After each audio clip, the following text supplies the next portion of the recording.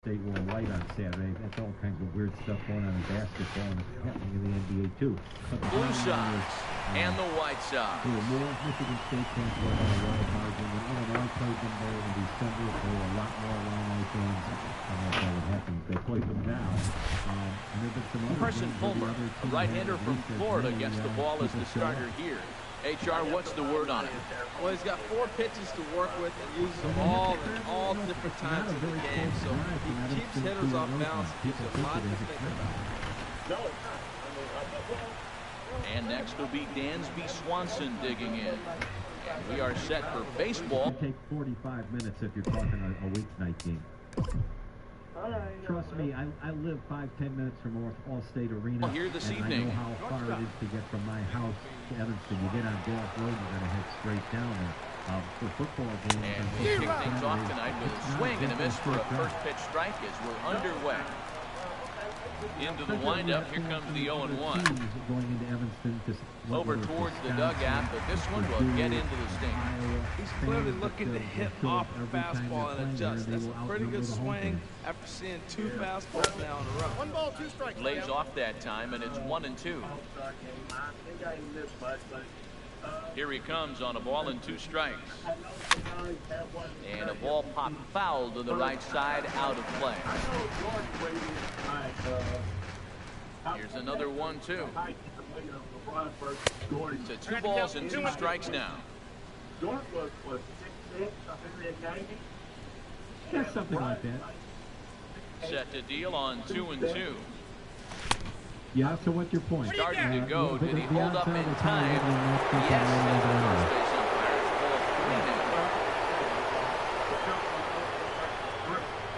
Nothing has to give. Here's the payoff pitch. Lifted into the air out towards center field. And by the way, and this is taken in just shy of the warning track for route number 1. Time now to give you a look at the batting order for the visiting squad. What's the key for them tonight, Harold? I think the key to this game, Matt, is working the count. You've got a guy that's really dominant on the mound, right? So you've got to work his pitch count. If you work the pitch count, now all of a sudden you might get into that bullpen. If they get in the bullpen, they're going to win this game. A little bit, and Brandon Crawford is in now as he watches a pitch for ball 1. Time for a look at our umpires in this one. Behind the plate is Ed Drummond. Yeah, Matt, it seems like Drummond's pretty reasonable back there. He's consistent. You don't see many guys rubbernecking calls on him. High in the air out to center field. Henson is there. 2 gone.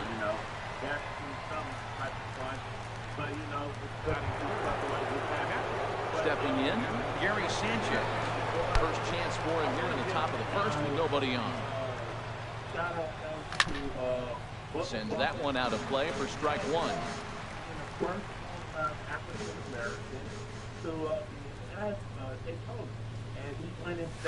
This is line to left. Tilson is there, and he'll make the catch to retire the side. Nothing doing here in the opening half inning. Now it's the White Sox turn in a scoreless ball game. I think it's outstanding. Jose Alvarez, Venezuelan left-hander, will be the man on the mound. What's your take on it, H?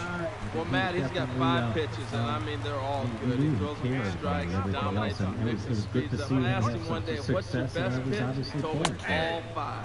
Tim Anderson is in to start things off here as he looks at a called strike. It's 0-1. 0-1, here's the pitch. Swing and a miss at the big curveball. Well, that's a true indicator he's looking for a fastball in. He wanted to spin the wind right there and knock one as far as he could. He got the off-speed pitch inside, and he pulled off of it. Hit hard down the right field line, but foul. Now the pitch. Hit on the ground out for short. Throw on to first, and one shortstop rounds out to the other, 1 away. Time now to check the starting lineup card for the Chi Sox in this one. What's the key to sending fans home smiling tonight, Harold? Matt, they're facing an excellent pitcher. Look, and what great pitchers do, they get stronger as the game goes on. So to me, you got to get him early. I want to see if they take pitches, maybe try to work the count a little bit, get that pitch count up, and maybe see if they can get him weaker as he goes deeper into the game. It's going to be a challenge, no doubt. And he will make the play out there, and there are 2 away now. Striding in, Jose Abreu. First cuts for him here with the bases open and 2 away. And the changeup is way low that time. And hopefully they're going to be fans. 2-0.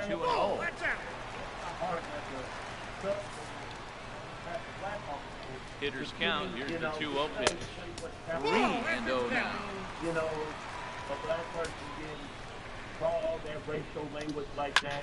But swing, just got to try and straighten that one out.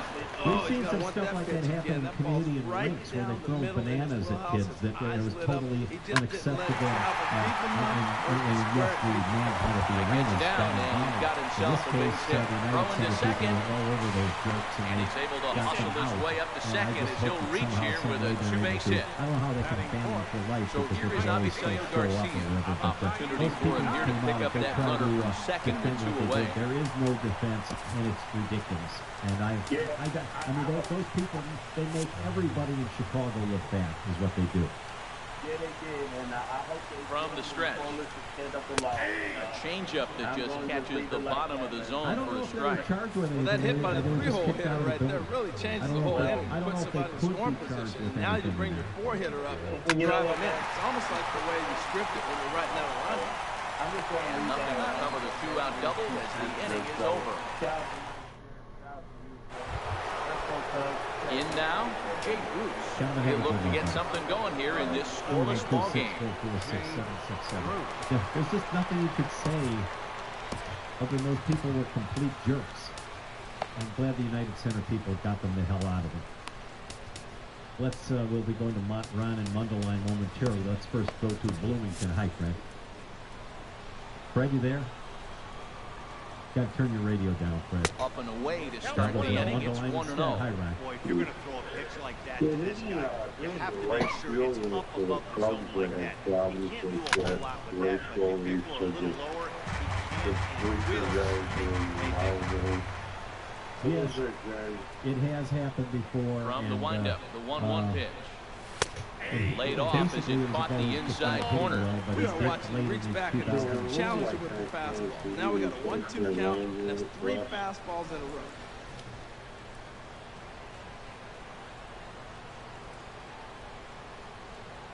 Internet providers promise small businesses a lot. And low and inside with the fastball as he's got a hot-footed out of there. Fast gig speeds across our network and complete reliability with up to 8 hours of 4G wireless network backup. AT&T. There's a swing and he sends the ball high in the air into left field. Tilson ranging back. Gone to lead off the inning.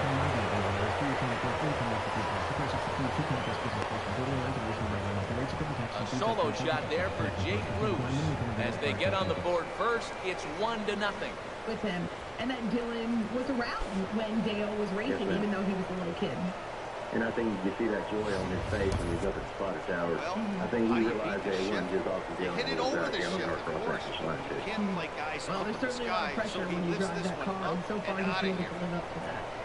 Yes, ma'am. I do appreciate everything you do. Thanks, Mike. I appreciate your call. 855-212-4227.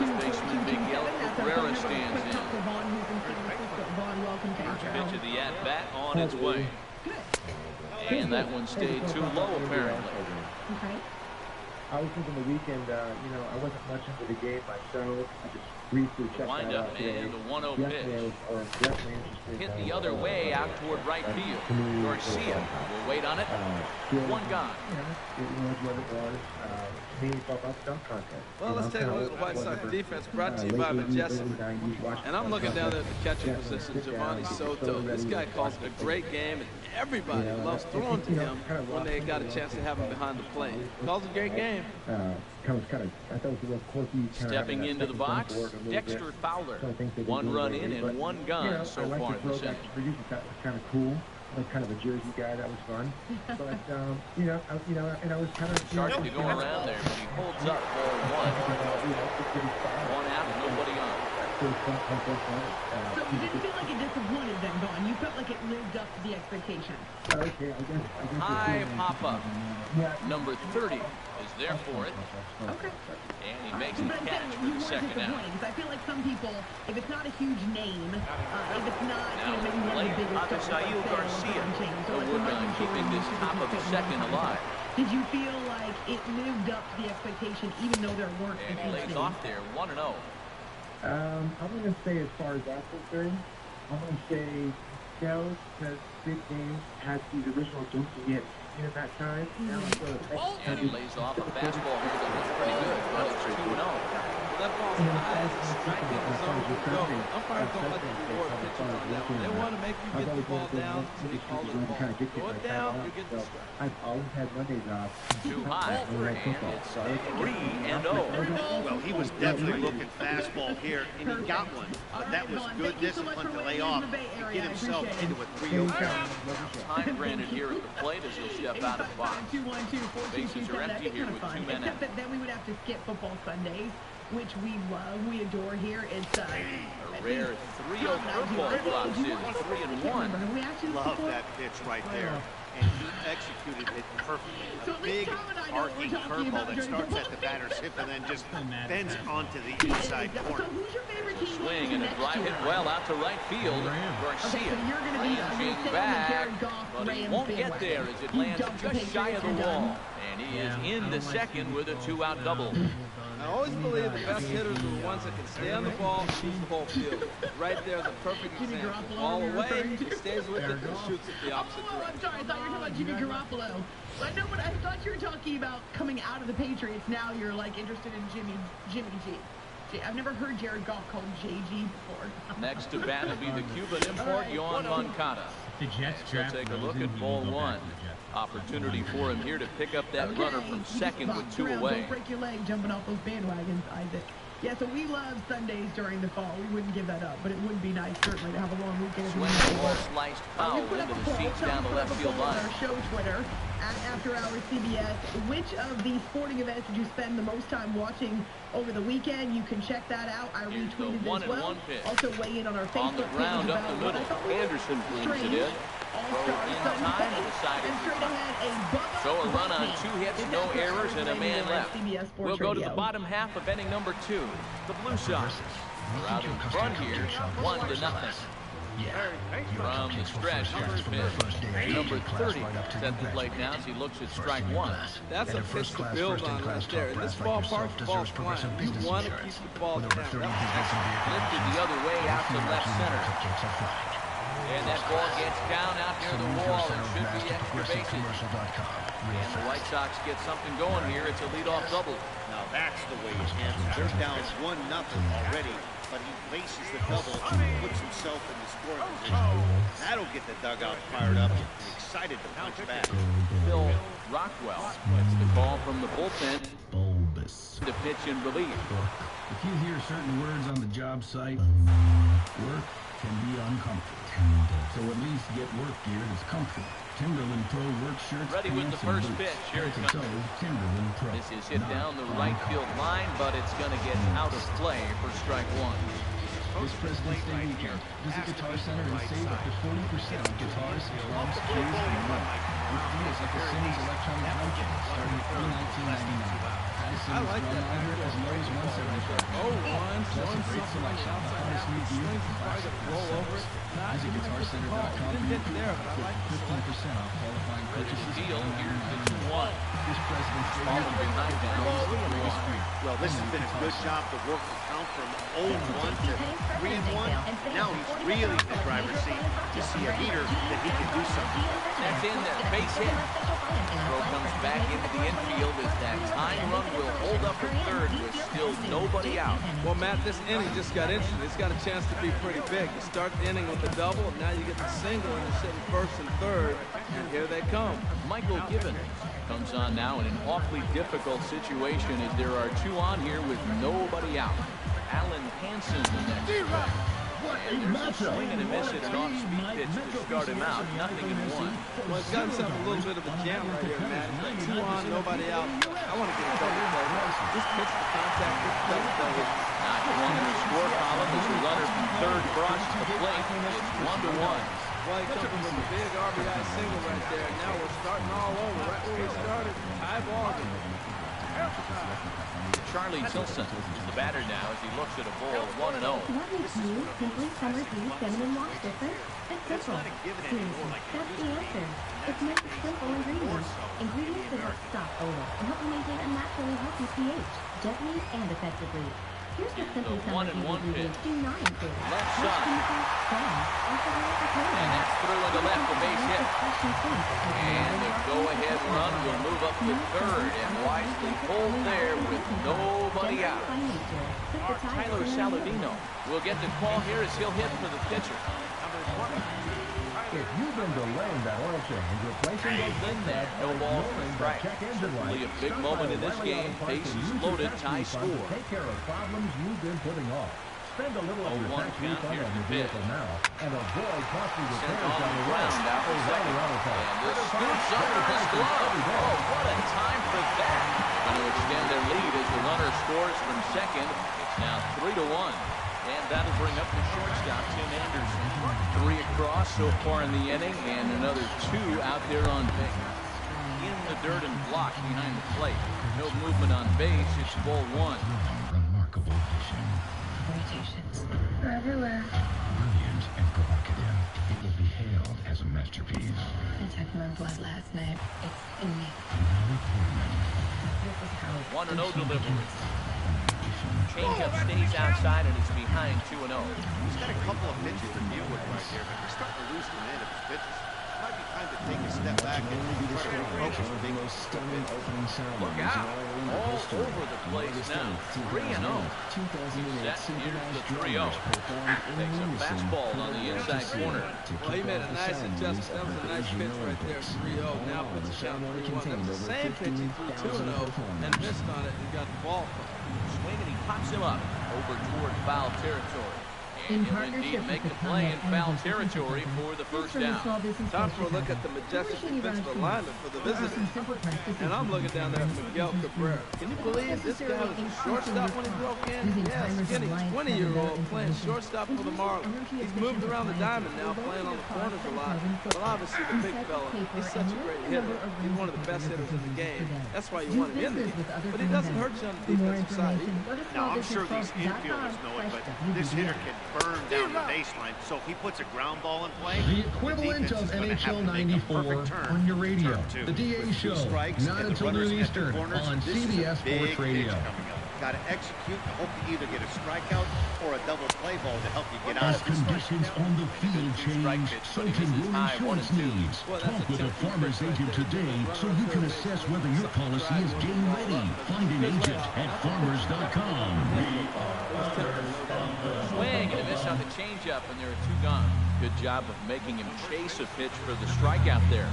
Yeah, Matt, that's the advantage of getting ahead in the count. You can really force hitters to expand their zone to protect. And when they're in that mode, getting them to go after a pitch they can't do much with is a lot easier. It's time for Bite Me with Amy Lawrence. So here's the slugging first baseman Jose Abreu now. Here's takes a fastball off the plate for a ball 1-0. Who's all over the place? 2 on, 2 out, and of course here in inning number 2. In one weekend in sports. This is our homage to Bubba Bite Me here on After Hours with Amy Lawrence. If you don't know the name Bubba Wallace yet, his given name is Daryl, but he goes by Bubba Wallace. He is the first full-time African-American driver in NASCAR's championship series since Wendell Scott, who last drove on the circuit in 1971. So here's Bubba Wallace, a rookie coming out of NASCAR's diversity program, the best thing to come out of that program so far. He received a call from Hank Aaron before the Daytona 500, and then received a tweet from 4-time Formula One champ Lewis Hamilton, who is also black. And so he said beforehand he was fangirling it out. That was Bubba Wallace's term. He was fangirling it out. He wasn't a threat to win the race, but he did come in second And so afterwards, his mom and his sister give him this big emotional hug in the infield press area. Will grab a bat and hit for the pitcher here. There's a lot of crying. The videos are all over social media. Just a really neat moment for him and his NASCAR debut. Hit in the air down the right side and out of play. But also to finish second in his first ever Daytona 500. Second is horrible, but wind up and the 0-1. But yeah, I just love my family. Fouled off having and everybody here. My 0-2. mom, my sister, my uncle, everybody here just means a lot. Two quick strikes and now the 0-2. Such a neat hug exchange with his mom. There with two He strikes, actually but it misses yelled at his 1 and mom 2. partly not a bad afterwards. pitch He said, right "Mom, you there act on like we won the Daytona 500. I think can't as a believe hitter you right took now, the twilight you have out to of continue paraphrasing." what they're looking to hit off the He was definitely a fastball. mess Tried to hold up, peeled down the first, press center where no he was swing. talking about this first start. And again, it's the Daytona 500. We're not talking about any other race. He didn't ramp up to Started it. to chase But that he game, did and he somewhere wisely else, holds say off in for ball Bristol 3. or Michigan or check Las swing Vegas. right No, he there. Way out of the zone. in the granddaddy Just held of up. them all Boy, with as his a family, pitcher, his mom, and his you're sister on hoping that hand. he swings from that I one. just try so hard to be successful count, at here it everything I comes. do. My family pushes me. Get hard Keeps back me up every the day. middle. They might That not even gets know it, through, but I and just he'll wanna make start them the proud. inning off with a base hit. I think they So know. an inning opening single kicks Get to off know their the half name of the Bubba third. Wallace. A lot of base hits up the middle. He's Set your charismatic, sights up the he's alley. talented, Try to take he's it back up the different, middle hard obviously, like you he's did right energetic, there. he's Nice unique, job. he's very open and honest when he does interviews, and now he's got a second place finish in his Daytona debut. It's After Hours with Amy Lawrence on CBS Sports Ron Radio. Dyson Now the will be other summoned Bubba down to be the in pinch pro runner. sports that you may be It's more stirring now in the White Sox familiar with, bullpen as it looks like a Bubba right-hander's up Watson, and throwing. who had a really difficult stretch First in his pitch own on its way. career. If you've been following him, Standing for the you may second know time now as he looks that at he dropped out of the top 100. Out of the top 100 in professional golf, in the world golf ranking. This is a guy who Oh, won and he 2 breaks, and they've Masters. got him picked off. And a guy Thought who about going for really second, took but the golf instead, world now by they've got him storm in a few pickle. years ago, but he had such a difficult stretch. He'd never taken a golf lesson in his life. He was really From the belt. self-taught, but a lot of what he One of his did misses is the just by outside feel and corner, by so it's knotted instinct. up at 1-1. You know, Clearly he's a trying to good old control boy, the he's a running Southern game boy, with the slide and step here. He went back to the site of a place where he had won twice in the past, the Genesis Open, and it really was a renewal for him. This is after, by the way, he participated in the 3-1 on NBA score. All-Star Celebrity Game on Friday evening, so he was able to make it back for his tee time on Saturday and win through the weekend. He shot a 6-under Inside on for a ball as he Saturday, falls and behind then you, a and you're 69, 3-1. which is a 6-under, a 2-under, excuse me, on Sunday, and it helped him to become the third golfer ever to win 3 times at Riviera. That means a lot. My goal has always been to get 10 wins. 3-1. Wave and a miss, a kick behind a good fastball. Never know if you're going to play good again. Never know if you're going to be able to lift the trophy again. Couldn't get the bat on, so many things. I thought we'll see about if that retirement. comes I mean, back there's just on. so much stuff going Swung on and hit in the air. And now a diving effort, but this is off the center fielder's glove. And that runner will go no further than second as there are 2 aboard now. Well, the hit and run was on right there, and the runner running to second base on the still. I thought he might go to third base. He Since he won the tournament, I guess he didn't feel 2 years comfortable. ago. That's why he pulled up. He had been one of the golfers who was trending in the sport, but the bottom really fell out for him. And as I Brian say, he Dozier even dropped get a out chance of to the top swing the bat here. He'll do it in a good spot. He has runners at first and second and nobody out in the inning. Where he has succeeded, and so that's coming up in a couple of months. Hit hard on the ground to second. Moncada fields it cleanly, and that didn't work out too well as the pinch hitter comes on to bounce into a double play. And Soto's tag will be applied too late. He's in there at home. Riding in once again, Gary Sanchez. 0 for 1 for him here in this one. And this one's not close. It's in the dirt for ball 1. Bubba Watson was a mess on Sunday. Here it comes. My wife, my kids, thinking about them. Fastball that's nowhere near into the zone. My caddy of 12 2-0 years has been amazing. My whole team around me, Pro Sport Management, they've just been loving on me. John Solheim, Chance Tipping. Now a swing, and he pops him up, and this should do it. Anderson is there for it. And so they just kept loving on me and pushing me forward. That's the ball game. 3-2 to finish in tonight's game. So that just about does it for Harold Reynolds, the lefty Dan Plesac, and the rest of our crew. I'm Matt Vasgersian. Thanks for watching ML. So Bubba Watson did not retire, thankfully. He becomes the first golfer to win 3 times at Riviera. Can he pull off a 3rd green jacket at Augusta National? He now has 10 career wins, which was his stated goal. Pretty awesome. It's After Hours with Amy Lawrence and the Bubba Bite Me. I don't know if we'll ever be able to do a Bubba Bite Me again, but that was fun. So on Twitter right now, you all are answering our question. It's a poll. Which of these sporting events did you spend the most time watching over the weekend? This is one heck of a tight poll to start out. Out of the gate, it's neck and neck. Was it the NBA All-Star affair? Was it the Daytona 500?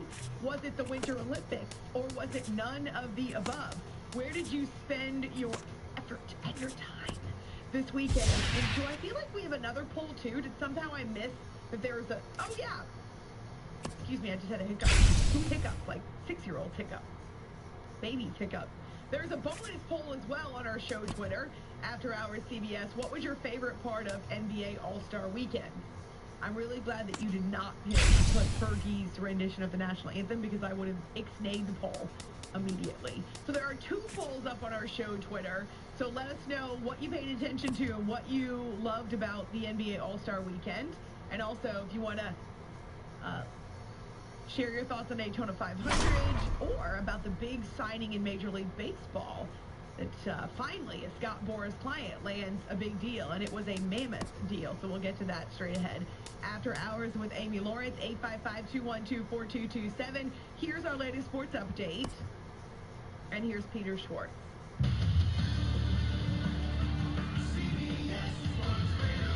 Sports Flash. Did not lead until the final lap of the race, but Austin Dillon wins the 60th running of the Daytona 500 and wins the race after getting a souvenir from a fan. I had a fan, actually, he had no favorite driver, and I told him, I said, I'll give you my hat if I'm your favorite driver. Well, I gave him the hat. The next day, he saw me in the infield and said, here's a lucky penny, I found heads up. And I said, man, we got to put that in the car. Put it in the car, and we're here in Victory Lane. Dillon, courtesy of Fox. Rookie Bubba Wallace finished second, and Denny Hamlin came in third. At the NBA All-Star Game in Los Angeles, Team LeBron led Team Stephen by 3 points in the final seconds. Down to 5 seconds. Curry looking for the 3. Curry double team. Curry can't find it by one. And Team LeBron off the bench are happy fruits. Marv Albert on TNT. Team LeBron over Team Stephen, 148-145. LeBron James, the MVP, with 29 points, 10 rebounds, and 8 assists. He had the go-ahead basket with 34.5 seconds to go. Also from L.A. at the All-Star Game, NBA Commissioner Adam Silver is saying the league is looking at a modified playoff seeding system. College basketball, Michigan beat Ohio State 74-62. It was Duke over Clemson 66-57. Wichita State topped Cincinnati 76-72. And Purdue over Penn State 76-73. From the NFL, the Texans will reportedly release linebacker Brian Cushing. From baseball, Mets GM Sandy Alderson said he thinks Tim Tebow will be a Major League player at some point. NHL, Flyers over the Rangers 7-4, Oilers 4, Avalanche 2, in overtime Devils 3, Hurricanes 2, Jets 7, Panthers 2, Leafs beat the Red Wings 3-2, Penguins 5, Blue Jackets 2, the Sharks from the south side of Chicago. Welcome to the home of the White Sox, guaranteed rate field. It should be a good Conquest matchup tonight between the Blue Sox and the White Sox. White Sox baseball starts right now. Dansby Swanson is in to start things off as he looks at the ball to start the inning 1-0. Eastern weekdays, right here on CBS Sports Radio. Into his windup, and here comes the 1-0. And there's a pitch that just misses the inside corner. Good night for baseball all in all. Game time temperature 63 degrees. Outside, 3-0 now. Brandon Crawford is on deck. Set to deliver on 3-0. And that misses as well. So that might portend some trouble tonight as he begins the game with 4 wide ones. Standing in, Brandon Crawford. First chance for him here with a man on following the leadoff walk. Tries to catch him napping, but he missed the bunt and strike one. Discounts not available in all states or situations. What a matchup! And what a team, Mike. Metro PCS and the iPhone SE for $0 on a network that covers 99% of people in the U.S. In the dirt. And forget about the double play now as he'll move up to second here on the wild pitch. Gig iPhone SE for $0. Metro PCS. Covers not available in some rates, plus sales tax. 0-2 count. Here's the pitch. What do you got? Check swing here. They'll appeal it down to third. No swings as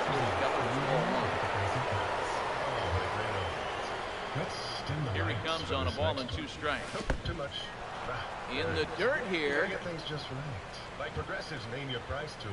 Tell us. And a nice job to keep the runners at bay as the count moves to 2-2.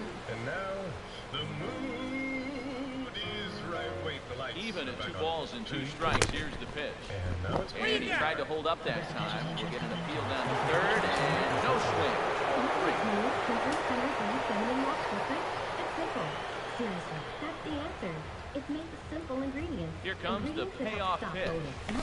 Good swing on a tough pitch, and he'll stick around to see another one. Here's what Simply Summer's ingredients do not include: harsh chemicals, dyes, alcohol, or parabens. Another payoff pitch. Oh, this one bounces off the pitcher. Safe after the recovery throw. Good effort, but now we have to wonder whether or not he's going to be okay. Number 64 is on, and he'll take over on the mound in relief. Number 64. Gary Sanchez will be his first test down at the bullpen, and it'll be a tough test indeed as he'll face him with 2 on and nobody out here. Pull that one back as he clearly broke the plane to the plate, and that will be ruled a strike. This is where you got to pitch to the strikeout. Infield's drawn in. You don't want contact. You want to make him swing and miss. Throw the nastiest stuff you have. Swing and a miss here, and he's behind in the count now, 0-2. With 2 strikes now and a runner at first, do you go for the strikeout, or are you still looking for the double play ball? Well, Matt, I think a lot of that depends on the type of pitch. You're a power pitcher, you go ahead and try to pass pull up in the zone, but you're a guy that induces a lot of ground balls with a sinker. I think you have to stick with that plan. Working for the punch out and the offering. That misses 1-2. Well, it looks like he tried to waste one and get him to chase it. He didn't. So you're still sitting pretty. Now you're 1-2, and he shows the high fastball. He's the smartest man in the courtroom. I read juries better than anyone. You need me to win this case. And when it comes to protecting his client, a ball and 2 strikes. Here's the pitch. Swing and a liner, but this will be foul. There's nothing anybody can do. Let me try and save your life. CBS Tuesday. Here's another 1-2. Neither guy willing to give in, and the at-bat will continue.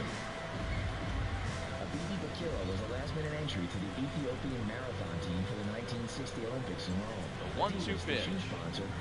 And Soto can't hang on as it gets away. Bakira couldn't find a pair that fit comfortably, so he decided to run. Good job to corral this quickly as the runners hold on. But he took the gold medal with a record time and also became the first sub-Saharan African to win gold. Look out. You don't want to hit him there.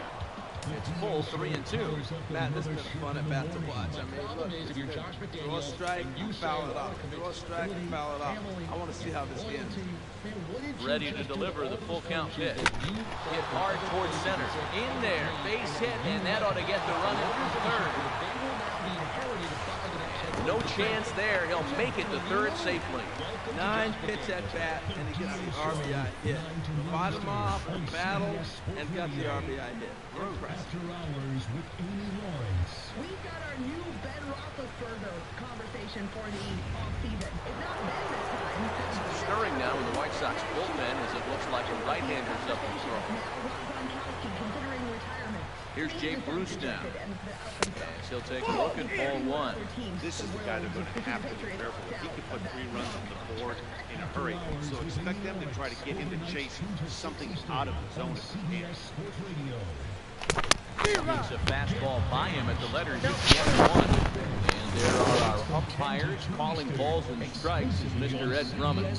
Yeah, man, it seems like Drummond is pretty reasonable back there. He's consistent. You don't see many guys rubbernecking calls on him. Now it's swing and miss, and he's behind 1-2. He swung so hard, I don't know how he stayed on his feet or kept his helmet on. I'm surprised he didn't fall down. He swung so hard. What a big swing. Here he comes on a ball and 2 strikes. Now a ball lifted high in the air towards shallow right center field. Garcia has it, and I'd be surprised if they send the runner. A tag, and he's out at the plate, a double play. At the plate, Victor Martinez. Opportunity for him here to pick up that runner from second with 2 away. And the changeup is way low that time. Good morning, Amy, American woman. I love listening. I left Atlanta last night. Ready with the 1-0. Line toward right center. And this will get down for Victor. Should be extra bases. And the run will score from second to make this a 2-0 ball game. Yeah, and giving up an RBI double is always painful, but even more so when there are 2 outs in the inning. A run had already crossed the plate, and then he gives up a blistering double to allow another run on the board.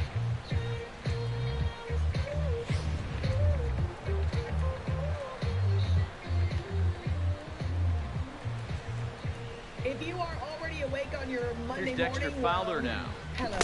Trying to hold back on the swing, but he went around for the first strike. Opportunity for him here to pick up that runner from second with 2 away. And getting an extra day off from work. That's 0-1. awesome. Thanks so much for tuning in. Good idea to hold off on that swing. It's ball 1. He's clearly looking on the outside half right there. The check swing means he's recognized that ball pretty good. Amy Lawrence on CBS Sports Radio. Still to come on the show, Set. Here comes the 1-1. Swing, line, drive. That's going to be trouble. I think I need to Martinez rounds third and is digging for the plate. They're going to extend their lead as the runner scores from second. It's a 3-0 game. Off the bat, it was pretty clear right away that hit was going to get him at least 2 bases. Yeah, Matt, some people like to troll about homers and out drives, but you have to like hits like this. A no-doubt double to second and left is better. Like you said, the only question was whether the outfielders were going to be able to keep him in second, which they did. Shin-Soo at the plate now. It's a high fly ball headed for the left field corner. If it stays fair, it's gone. And gone right down the line the other way. Wow. And I was tired, obviously. And so a 2-run homer down the line and left as they extend the lead to 5-0. Took a selfie. I never, ever take selfies, and it probably was a bad idea when I'd had so little sleep. But maybe because I wasn't thinking clearly, I also posted it on Twitter. That's why you hear people say work down in the zone. This is such a difficult pitch to hit. If you haven't seen the picture, it's on Twitter, A-Long Radio. Just have to scroll down a bit on my profile page. Right there. You'll see it. But thank you so much for your kind words. It is a treat and a privilege to be back doing basketball games again. I actually feel like... Here's Brian Dozier now. And disliking He'll take a look at the pitch too low. It's ball 1. He's the 8th man to bat here in the first with 5 runs already up on the scoreboard. Hit on the ground is short. Anderson picks it up. Career goal has been to do NBA play-by-play on the radio. Will draw to a close. So a very good outburst here as 5 runs come across and allow them to take the lead. We'll move on to the bottom half of inning number 1. The Blue Sox around in front here, 5-0. So Columbia has given me this new opportunity, the Ivy League Network, and then SNY, which is a network. Washington-born right-hander gets the starting assignment. What's your take on him, Dan? Hey, you don't see a lot of guys that have 5 pitches, right? Sometimes it's hard to master even 2 or 3, but if you can master 5 like he has, you'll be a pretty good shot. And that'll bring up the shortstop, Tim Anderson. He'll lead things off here in the bottom half of the first. That I was going to be really rusty and not be able to pick up the rhythm and not now be able on to settle in quickly. And I don't have that luxury to take the time to find mid-season form because I'm getting a few games to essentially serve as an audition. And so you guys have been really supportive, which I appreciate. And it's been so awesome to get to do it again. That's my first love. It's my niche. Lifted in the air out to center field. Fowler has a read on it. Oh, no, he missed it. Around first, digging for two. And he's going to get to second now with nobody out. Here on CBS Sports Radio. We're inside the Quicken Loan Studios. I mentioned that. How about we do this instead? Next to bat will be the Cuban import, Yohan Moncada. 212-4227. And it's brought to you by Geico. With a quick way that you can save money, switch to Geico. I did it. It did save me money, actually. If you need homeowners, renters, and motorcycle insurance, you can get it all on the way. at Geico.com. Inside the throw. If you need to insure them, well, Geico can help out. And he nails him at third. Great throw. Ohio, and then we'll talk about the big free agent signing this weekend. Rick, one out, nobody on. Amy, great to hear you. Thank you. Ground ball left side. I will tell you that in the left field for a one-out hit. Well, that's a great example of just pure hitting. Switch hitter takes the ball the other way. This is something they work on from both sides of the plate. Nice execution. Anyone do it. So here's the slugging first pitch. Jose Abreu now. Not in time. He's in there at second. Hey, that's a swipe of the bag of this catcher. He throws really well, too, so that's not easy. Good job there by the base runner. Well, that seems like it'd be pretty awful basketball, but you're saying you would appreciate the higher degrees of authority? Yeah.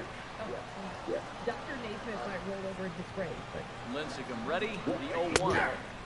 Strike two called on the inner half. 0-2 now. That's your classic front door slider. Doesn't break like you expect it to, and all you can do is freeze as a hitter. He got the call. Hit in the air out to straightaway left field. Bruce has a read on it, and he makes the catch for the second out. And no tag at second. He'll head back there with two away now. Time now to check the starting lineup card for the Chi Sox in this one. What's this club need to focus on this evening, H? Well, clearly it didn't start the way they wanted to. They're already down a bunch of runs. But what do? You play the same game. Try to manufacture, score runs, just try to win this inning. The next inning, chip away at the lead until you get right back in. And that's through into center field. Base hit. Moncada rounds the corner and is headed home. Runner scores from second, and they inch a little bit closer into the 5-1 contest.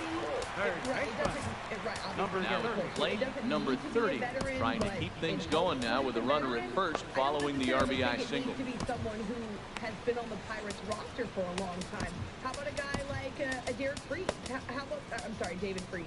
How about somebody who's been a veteran, but not necessarily with the Pirates? I mean, I think those guys, if they've been on winning teams in the past, which David was. First delivery to him on the way. Change up that catches the corner for strike one.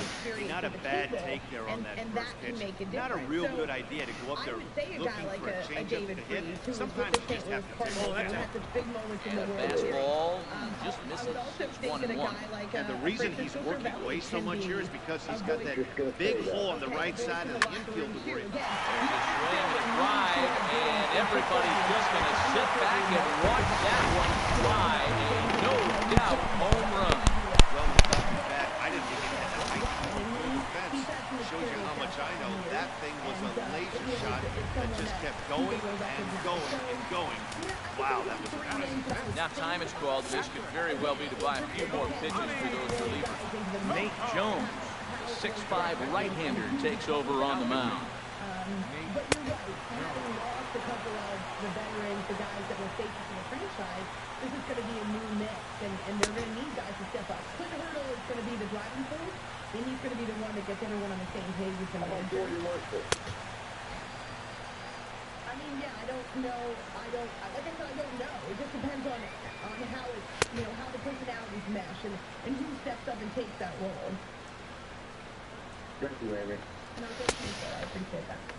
Rick in Ohio, leading us right into the big free agent signing over the weekend. Did you go to bed on Saturday and not know that Eric Hosmer became a San Diego Padre? Did you wake up on Sunday, whether a Padres fan or a Royals fan, which kind of writing was on the wall that he wasn't going to return to Kansas City? I think it's a loss there. I mean, I love to see guys stay with teams where they've had some success, and he really epitomized what the Royals have been Here's the catcher, Giovanni Soto now.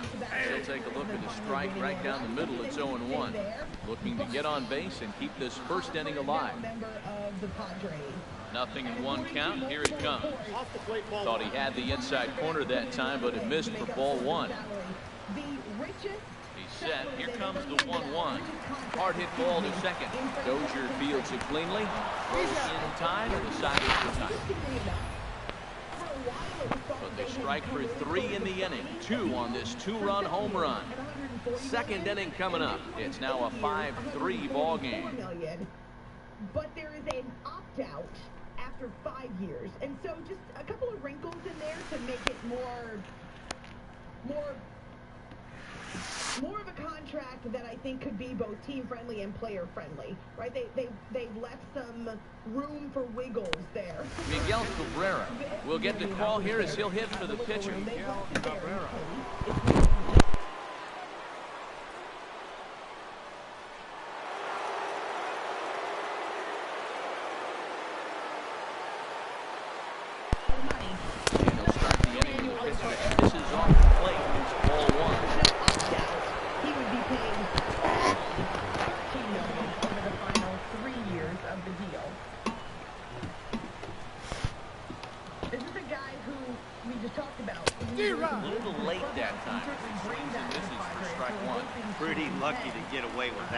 There's not a situation ever where you want to throw a high changeup, so I think he'll try to make an adjustment with the next one. I really like how the catcher and the pitcher are reading swings. The pitch before, quick power swing. Then they pull the string on him and get him out in front early. He has no idea what's coming now. And he lays off the pitch outside as they draw even at 2-2. Ready on 2 balls and 2 strikes. Here it comes. Over towards the dugout, but this one will get into the stand. He's clearly looking to hit off the fastball and adjust. That's a pretty good swing after seeing 2 fastballs down the road. And another foul ball. He just finished up his 28-year-old season, so he's got a long way to go. 2-2 changeup that misses 3-2. Ball 3 to the 9-hitter. Everybody's kind of going, all right. If he's getting to walk him with the leadoff guy coming up next, they got a chance to have a big inning. And that misses for ball 4. So it's a leadoff walk here to start the second. And next will be Dansby Swanson digging in. No official at bat for him, but he has scored a run in this one. He's ready. Here's the first offering. And this one's in the dirt. And no advance. It's ball 1. The runner at first with no outs here. That's the biggest thing. We all want to win. I've had a taste of it, and there are other guys in this clubhouse that have been able to experience that. Yohan Moncada will come on now and pinch run here. Number 10. I think it makes any club better and certainly raises the expectations for everyone. 1-0 delivery. Very exciting for players. And that one stayed too low, apparently. Tell you what, the speed kills you, man. He walked him to get on the nibbles, trying to make him swing the bat, and he didn't. And now he's on first base, and he falls behind this him 2-0. That's speed for him good. He just manages to get his hand in. The Padres have been a team on the move. We've seen them increase their wins. 2-0 count, and the pitch went about halfway there, but it's a called strike regardless. That's an impressive pitch right there. If you're willing to throw a changeup on 2-0, that tells me that's a pitch you feel really confident with. A good knee-high changeup taken for a strike. Look, Matt, this guy's got a great sinker. Here's the key. He's got a runner on first base. This is where you get that ground ball double play. Make him chase that hard sinker, hit it to the dirt, turn one over. Squared that one up just a little late.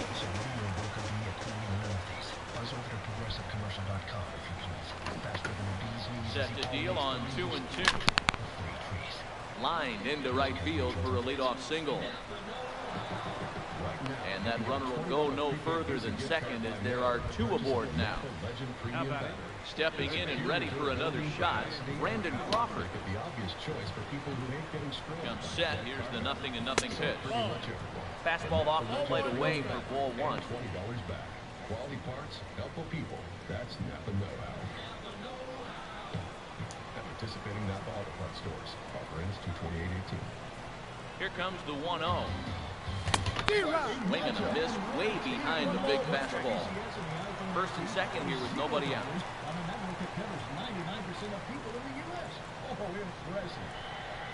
Oh, and a half swing there on a pitch out of the zone. Indeed, it's strike two.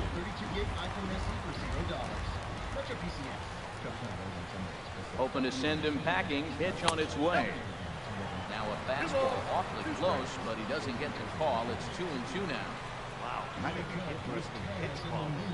Batter flailed at the pitch away on the previous one, so you think you can go right back to him, but instead they decided to come in, make him prove he can adjust for you. Well, he fouls off that fastball right there, and you're wondering, does he love his fastball enough to come back with it 3 times in a row? Sinking liner toward left. Moncada is on his way home. And to score, the runner from second. So the plate goes right by him. Well, man, that ball wasn't hit very hard. 2 strikes. He was trying to battle, put the ball in play, and he gets a bonus when you drive in a run as well. So I love that.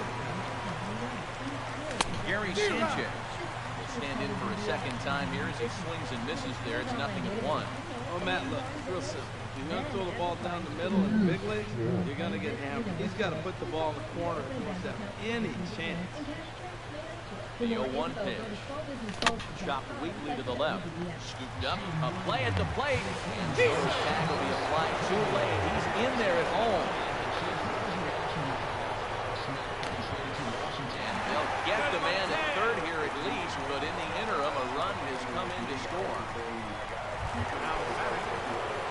Digging in to try it again. Jake Bruce. 0 for 1 for him here in this one. And this is down at knee level as it's chopped foul at home plate. It only takes a minute to find out if you may have prediabetes. And you can do it at doihaveprediabetes.org. But you're probably not going to, are you? Off plate, 1 ball, 1 strike. You're busy, which is great because busy people can't get prediabetes. Oh my, I read that wrong. They can. Here's the 1-1 pitch. Do I have prediabetes? Fastball, and it just misses inside.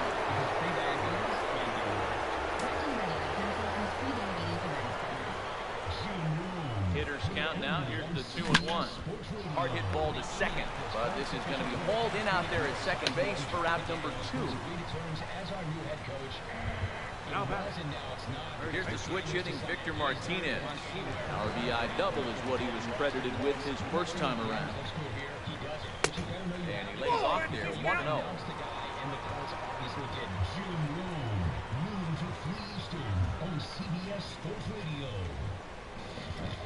Ready with the 1-0 pitch. And 2-0 now as this misses below the knee. Well, he's got a base open to use right here, and it looks like he might not be afraid to do that by the way he's pitching. Martinez waiting for the 2-0 pitch. A swing and a drive sent out toward the gap. And that is off the wall. They're going to extend their lead as the runner scores from second. And he's safe. Well, we've already had some hard-hit balls in the first 2 innings here, and here's another. Absolutely jumped off his bat and into the outfield, bringing another run home here in the early going.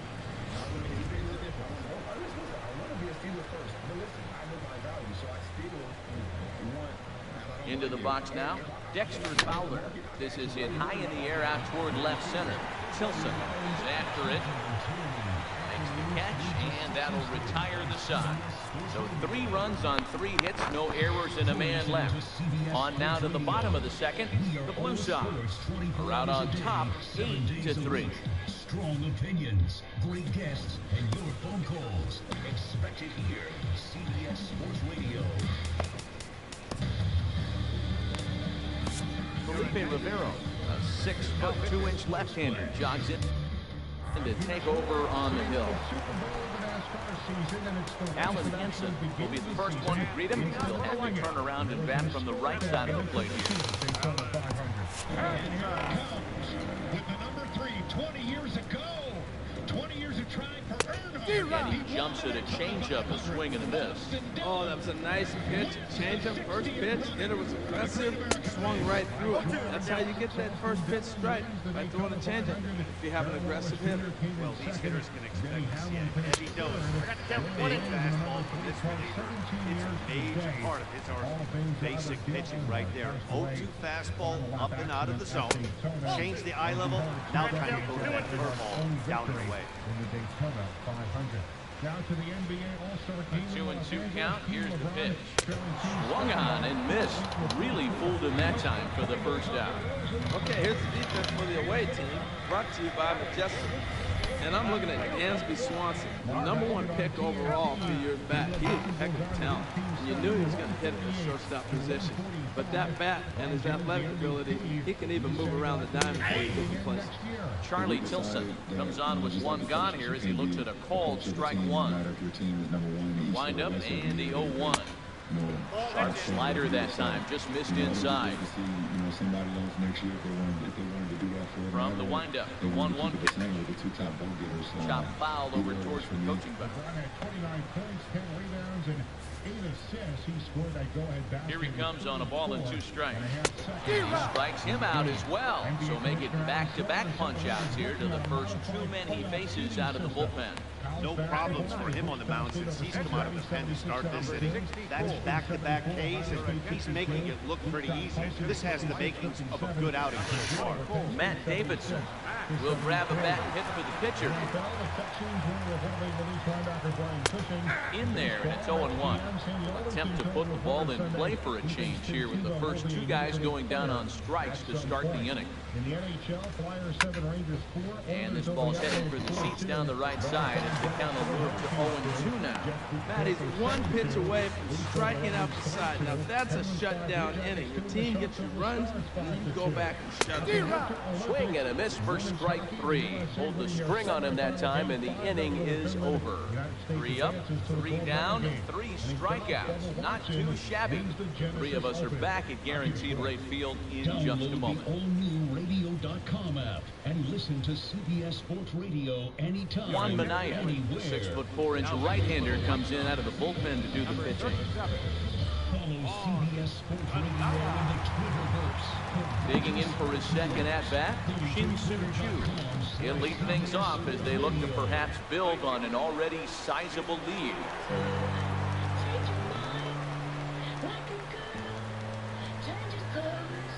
You're listening to After Hours. Hit well down the left field line, but back into the crowd. Foul.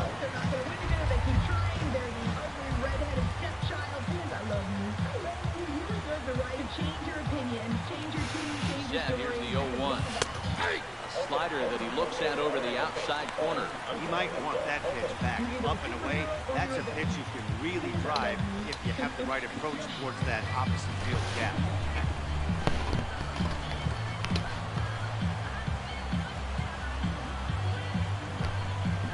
Quick strikes, and now the 0-2. Swing and a miss as he ran the fastball right by him for the first down. Well, you gotta love a live young arm. He's got an electric fastball. If he can learn to harness that and work in his solid secondary stuff, he's going to have a really nice career on the mound. Not everyone is gifted with a fastball like that.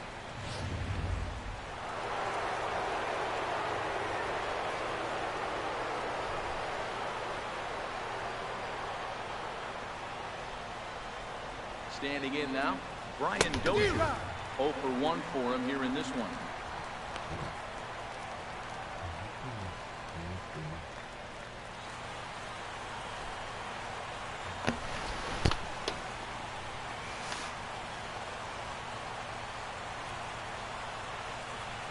He's ready. Here's the 0-1. A swing and a miss and a ball down. What a good pitch. He went way out of the zone to try to swing and catch up to that slider. Now you got him thinking. It's 0-2. You can throw him anything you want.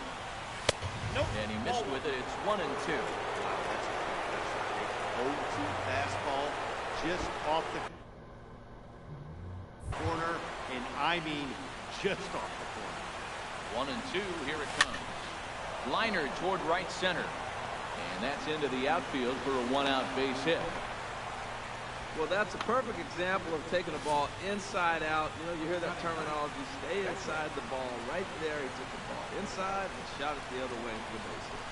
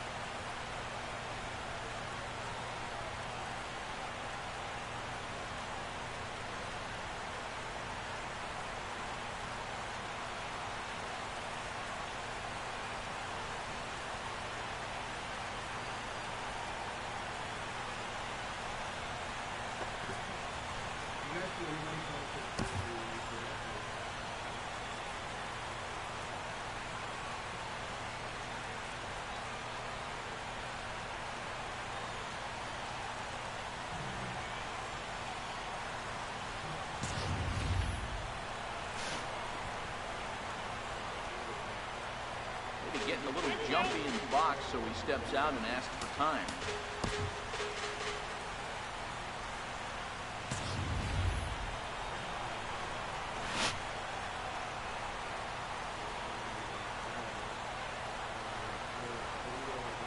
In now, Felipe Rivero. Now a bunt attempt here. And good hustle to get over and tag him for the out. A sacrifice was in order right there as he gets the bunt down right there. And sometimes it's easier to just tag him instead of making that throw to first base.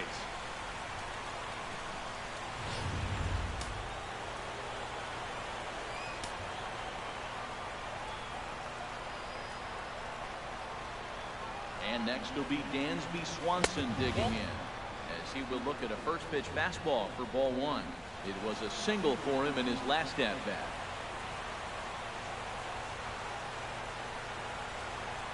A look, now the pitch. Looked like a slider perhaps, but it missed badly, and it's 2-0. That's a good approach with your facing a young arm you might not be too familiar with. Take a look at a few and see what he's got. Now he's got himself ahead in the count. Ready with the 2-0 pitch.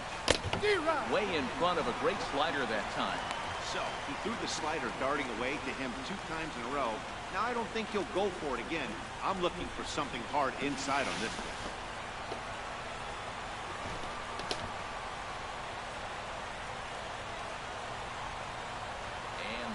On 2-1. Now a little pop-up off toward the first base side. And no one will get this one.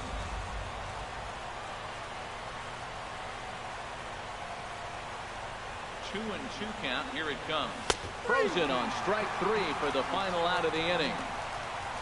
So it's no runs on a hit, no errors, and a man left. And that'll bring up the shortstop, Tim Anderson. He starts off the inning against a guy who struck out the side last inning. How did it get to him here? I'm not sure, Matt, that they want to stay as patient. He's been throwing a lot of strikes. They might want to start swinging a little bit earlier in the count. And the fastball is low and inside as he's got to back up to avoid that one. Swing and a ball lifted in the air toward the line and right. Chu has a read on it, looks it into his glove, and there's one gone. The batter, number 10. Ready for another chance? Yohan Moncada. He singled his last time up. Runs up to bunt here, but he missed it for strike 1. Well, good idea. He just missed the pitch. He got the wrong one. He's looking for a fastball there. They threw him a changeup, and he just didn't go down to get it to drop the bunt. Even if it's a changeup or anything off speed, you still got to have a good approach of putting the ball down on the ground. The 0-2 delivery. And he'll try and tempt him with one in the dirt, but he'll hold back here. It's 1-2. And the pitch.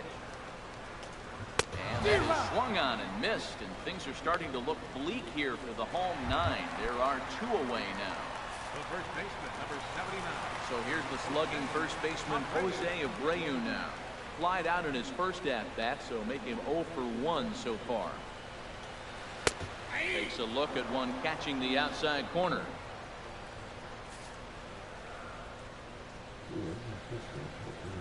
Now the pitch. Off the plate and in. It's a ball and a strike. Now that's that old school slider right there, trying to get it on his hands. We see that with a cutter a lot. A swing and a shot hit down the corner. And this had home run distance, but it just does hook foul. Hit hard to the right side, but foul. So we'll see if he can straighten that out. Oh, he might have got away with one. 2-strike breaking ball ended up being in the zone. I think he probably wanted that out of the zone, but fortunately, he just fouled it off.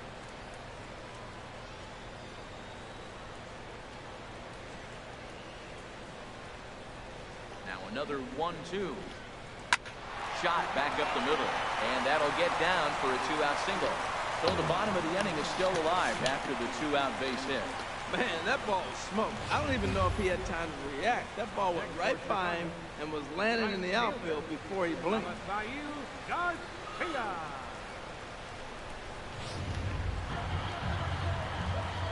a quick step off here, hoping to catch that runner leaning, but he's back easily.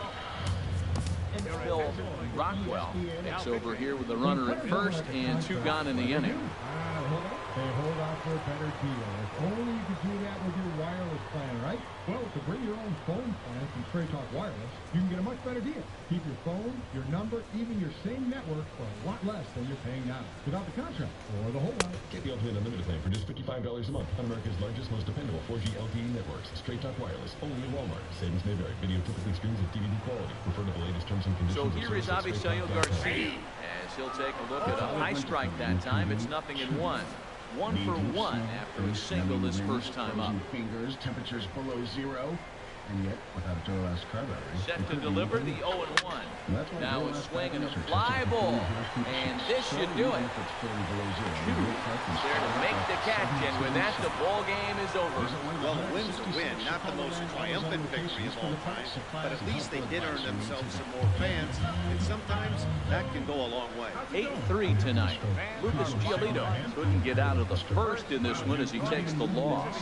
So that's a wrap here tonight. Harold Reynolds, Dan Plesac, Matt Vasgersian. Words, but their body language will tell you loud and clear. Look for fast, F, face drooping, A, arm weakness, S, speech difficulty, T, time to call 911 immediately. Know the sudden signs. Spot a stroke fast. Visit strokeassociation.org. Brought to you by the American Stroke Association and the Ad Council. Hello, this is the doctor. Oh, hello, Max Matson. What? Out with the old and in with the new. Grand Poobah. That seems nice, but we're both old. Oh, it's your trade and save event, where your customers will get $4,000 to $7,000 off all of your new Mitsubishi. But stop trading dollars because you need the trade-in more than others do. Exactly. We've extended our industry best year incentives and offers. No wonder you have over 50,000 satisfied customers. They love your family-owned and operated dealerships and no high-pressure sales tactics. Add an amazing selection of over 500 ready-to-go new Mitsubishis and pre-owned vehicles, plus award-winning and competitively priced service departments. And it's clearly a great time to trade and save at Max Matson Mitsubishi in Downers Grove and Aurora, Naperville. Go to maxmatson.com. Max Matson. Available to qualified buyers through Ally Financial, plus title tax license and $175.94 doc fee. Offer ends 2/28/18.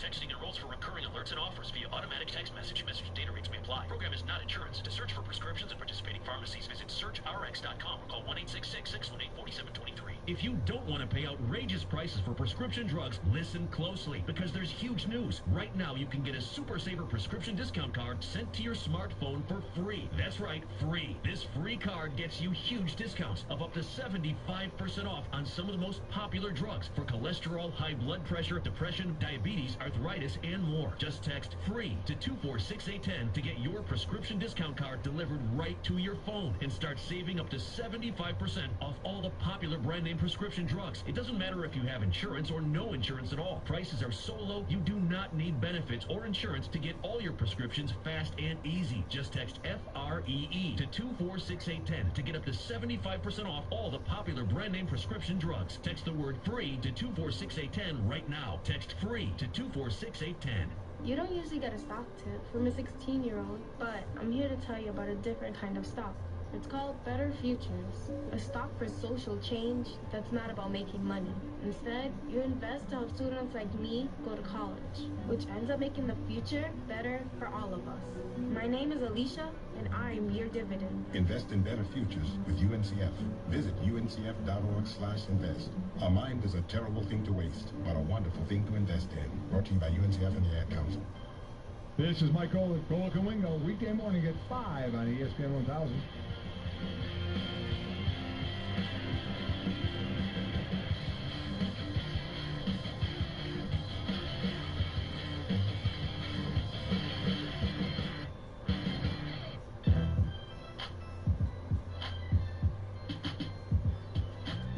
First and last on ESPN Radio and the ESPN app. Mo Egger for Mike Golick Jr. It is time for Straight Talk, brought to you by Straight Talk Wireless. Best phones, best networks, no contracts. The NBA All-Star Game was set up against the backdrop this weekend of the fallout from what Laura Ingraham of Fox News had to say about LeBron James and Kevin Durant, saying that they should, quote, shut up and dribble. LeBron James was at a press conference this weekend, and he says, well, he's not going to shut up and dribble. I get to sit up here and talk about social injustice, equality, and why a woman on a certain network decided to tell me to shut up and dribble. So, thank you, whatever her name is. I don't even know her name, but I appreciate. What is it?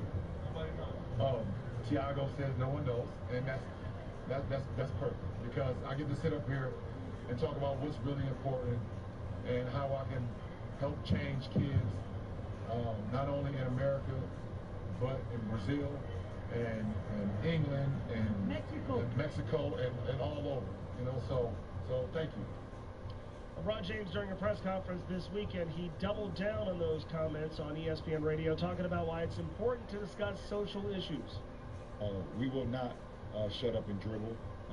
That is something that's very minute in the grand scheme of things, of how we live everyday life.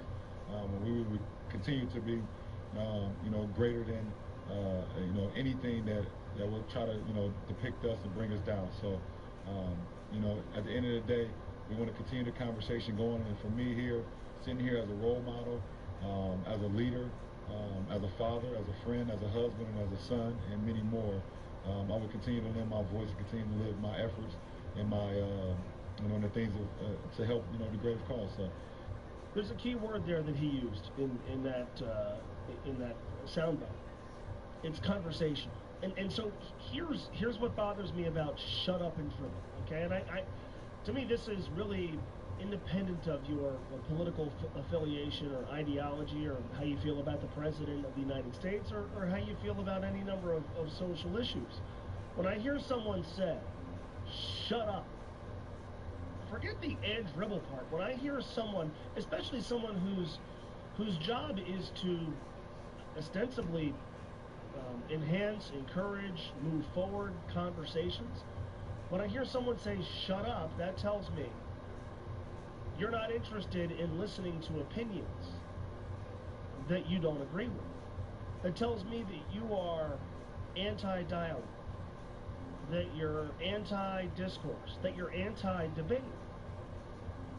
And so I thought what Laura Ingraham said was emblematic of sort of what's happened to discourse in this country, politics or otherwise, which is, I have my opinion, I don't want to hear yours. I do sports talk radio. This job this morning is a part-time job. I have a full-time job doing sports talk radio in Cincinnati, and I've done an afternoon show on ESPN 1530 in Cincinnati for almost 11 years. And I got into this because I always thought the fun part of it was the back and forth, the discussion, the debate, the exchange of ideas, and ultimately we're talking about games. Very rarely are we diving into real hard-hitting stuff, but sometimes we do. And to me, the fun part of the job that I have has always been that discussion, right? And at the end of it, we may not find much common ground, but all right, I said my piece. I threw out a phone number, maybe an email address, whatever it is now, a Twitter handle. You tell me how you think. And so the idea for me has always been the discussion, the debate. And on my show, sometimes I've changed my mind, and I don't know, maybe I've caused someone, if not to change their mind, to at least think about something another way. That's why I got into it, because that part of it was appealing. I've had a front row seat over the last 10 or 11 years as that process has devolved. It's not really a discussion anymore. It's, I say my piece, and if you don't like it, you go away before calling or after calling me names. I say my piece, you tell me to move on to something else. Instead of telling me maybe why I'm wrong or why what I'm saying makes you uncomfortable or maybe offering me a different perspective. And I'm painting with a broad brush here, but that's what's happened in my line of work, which has always been about discussion and debate, and sometimes you're going to tackle some uncomfortable issues, and sometimes, you know, you're going to say some things that maybe make people angry, but, you know, I've always felt like you owe it to the audience to give them a chance to tell you, all right, why did what I say make you angry? Tell me why I'm wrong. Tell me what my perspective is lacking. That's always been the fun part of this. Laura Ingraham has done what I'm doing right now. She's been a radio talk show host. She hosts a show. I'd be lying to you if I told you I watched her show on Fox News. I tend to not watch a lot of cable TV news for this specific reason. It's not really a discussion. It's not an advancement of opinions. It's not a let's get together and kick around different ideas and exchange opinions. It's, I'll say what I want to say. I'll get people on who agree with me. I'm preaching to an audience who agrees with me. There's no real debate. And so what she did to me is hypocritical, because at the root of her job should be, here's how I think. How do you think? Oh, you disagree? Let's talk about it. And do it in a civil way. And that's going by the wayside. When I hear shut up and dribble, to me, that's the extension of what discourse, whether it's something as silly as discussing LeBron James' basketball legacy or something as important as some of the major issues that plague our country today. When I hear shut up and dribble, I hear the person either on the left or the right that says, shut up, I don't want to hear your opinion. And that to me is extraordinarily unhealthy. That to me is extraordinarily close-minded. But Laura Ingraham wouldn't be saying that if LeBron had expressed pro-Donald Trump opinions. And we could flip the roles, we could flip the script, and I would say the same thing if we were talking about someone expressing pro-Donald Trump opinions and we're talking about maybe a liberal commentator. We have no use for opinions, we have no use for dissent, we have no use for disagreement, we don't have time for it. The lazy way to do it is tell people who don't agree with you to shut up. That to me might be the most important thing about what Laura Ingraham, who I don't know much about her work. I've seen her on television. I know she's done radio, talk radio before. I'm not that familiar with her commentary, but that is the lazy way out. That's maybe the better way to do it. I'm not sure she could have gotten LeBron James on her show, would be to get LeBron, get Kevin Durant, both of whom expressed their opinions about Donald Trump, to Carrie Champion, and get them on her show. That's how you do it. That's how I was taught to do it in this field. And so shut up and dribble to me is the antithesis of what this is supposed to be, of what her show is supposed to be, of what talk radio is supposed to be, what journalism at times is supposed to be. We're given opinions. We should invite dissenting opinions. The show that I do, there's nothing that drives me crazier than an endless line of callers who agree with me about something. I don't want to know why I'm right. Tell me why I'm wrong. Tell me why my perspective is skewed. First and last on ESPN Radio and the ESPN app, that standpoint is so hypocritical, and I don't care what side of the aisle you're on. It really is. You know, we often talk about, like, you know, young people's apathy. LeBron James is in his mid-30s, but we often hear about young people's apathy. If we want people to care, if we want people to care about the process, if we want people to care about how our leaders get elected and ultimately what they do and what they decide and the decisions they make that impact us, if we want them to care, we then have to expect that they're going to express opinion. We look down our noses at apathy. We look down our noses at voter apathy. We look down our noses at social apathy until the apathy goes away and then there's an opinion that clashes with ours. That's not how it's supposed to be. We want people like LeBron James to care because we want people that look up to him to care. They're going to care. They're going to express opinions. Straight Talk Wireless, nationwide coverage on America's largest and most dependable 4G LTE networks. One thing I love about Adam Silver is he's always looking to make changes. But could his next change lead to an eventual Rockets-Warriors NBA Finals? We'll get to that next. Mo Egger for Mike Olin Jr. on ESPN Radio and the ESPN app.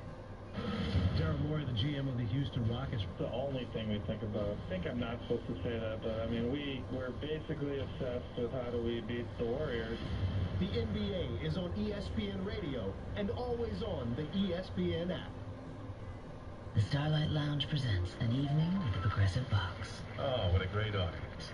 Let's dim the lights for this next one. Oh, too much. Ah, there it is. Gotta get things just right. Like Progressive's Name Your Price tool. Tell us what you want to pay, and we help you find coverage options that fit your budget.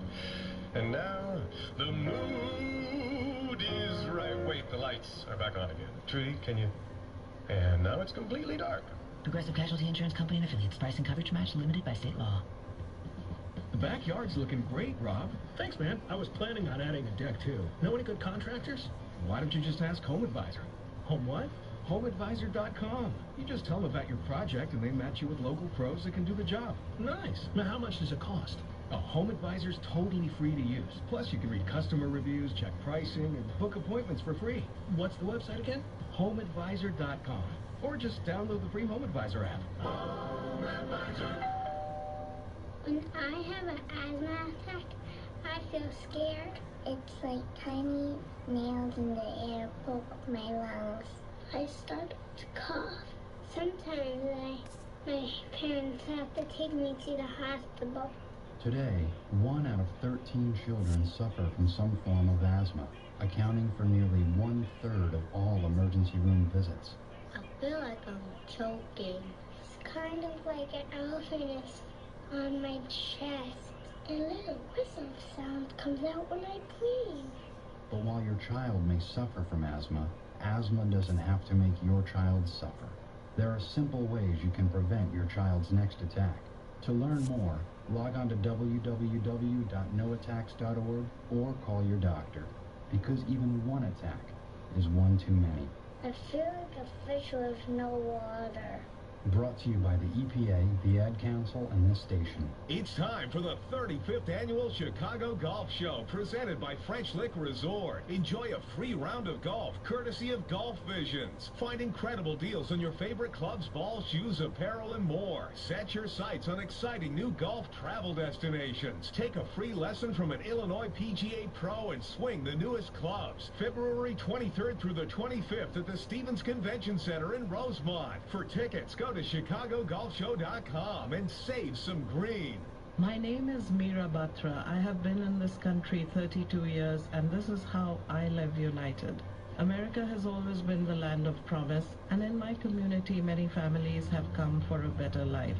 Coming from another culture myself, I know the desire to become part of a community, to feel at home, and to gain the tools for our children and families to succeed. So I advocate for these families with United Way. United Way empowers them to look beyond their histories and to see what opportunities are available. We help them get involved with their kids' schools, network within the community, and when we do, we unite them. We make the community stronger. What I do is something I wish someone had done for me, and I'm so grateful I'm able to. My name is Meera Batra. I help families see opportunities and succeed. I don't just wear the shirt, I live it. Give, advocate, volunteer, Live United. Go to liveunited.org. Brought to you by United Way and the Ad Council.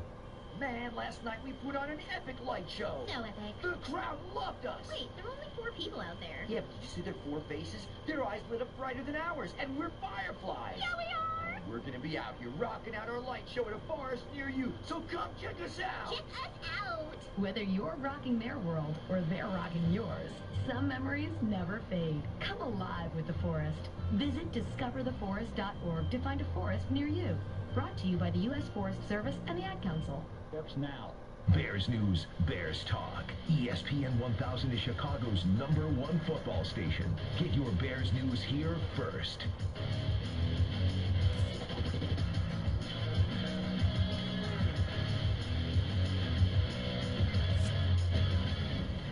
ESPN Radio Sports Center.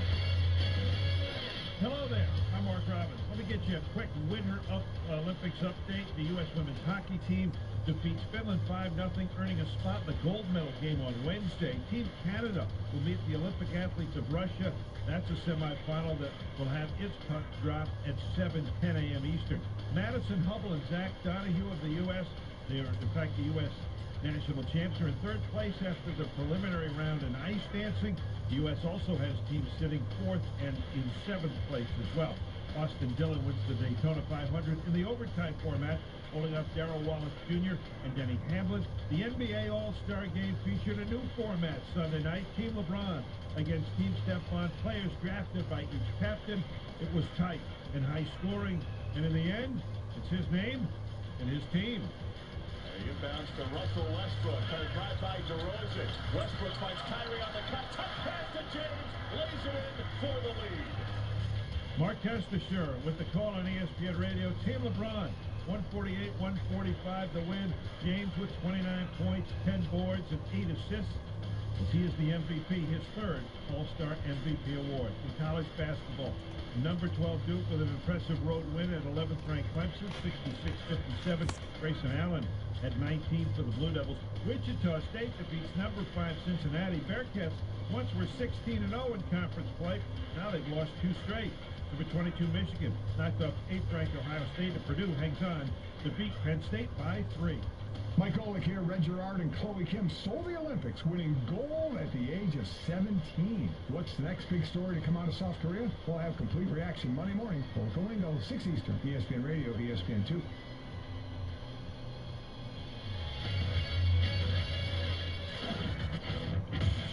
Now, first and last. First and last on ESPN Radio and on the ESPN app.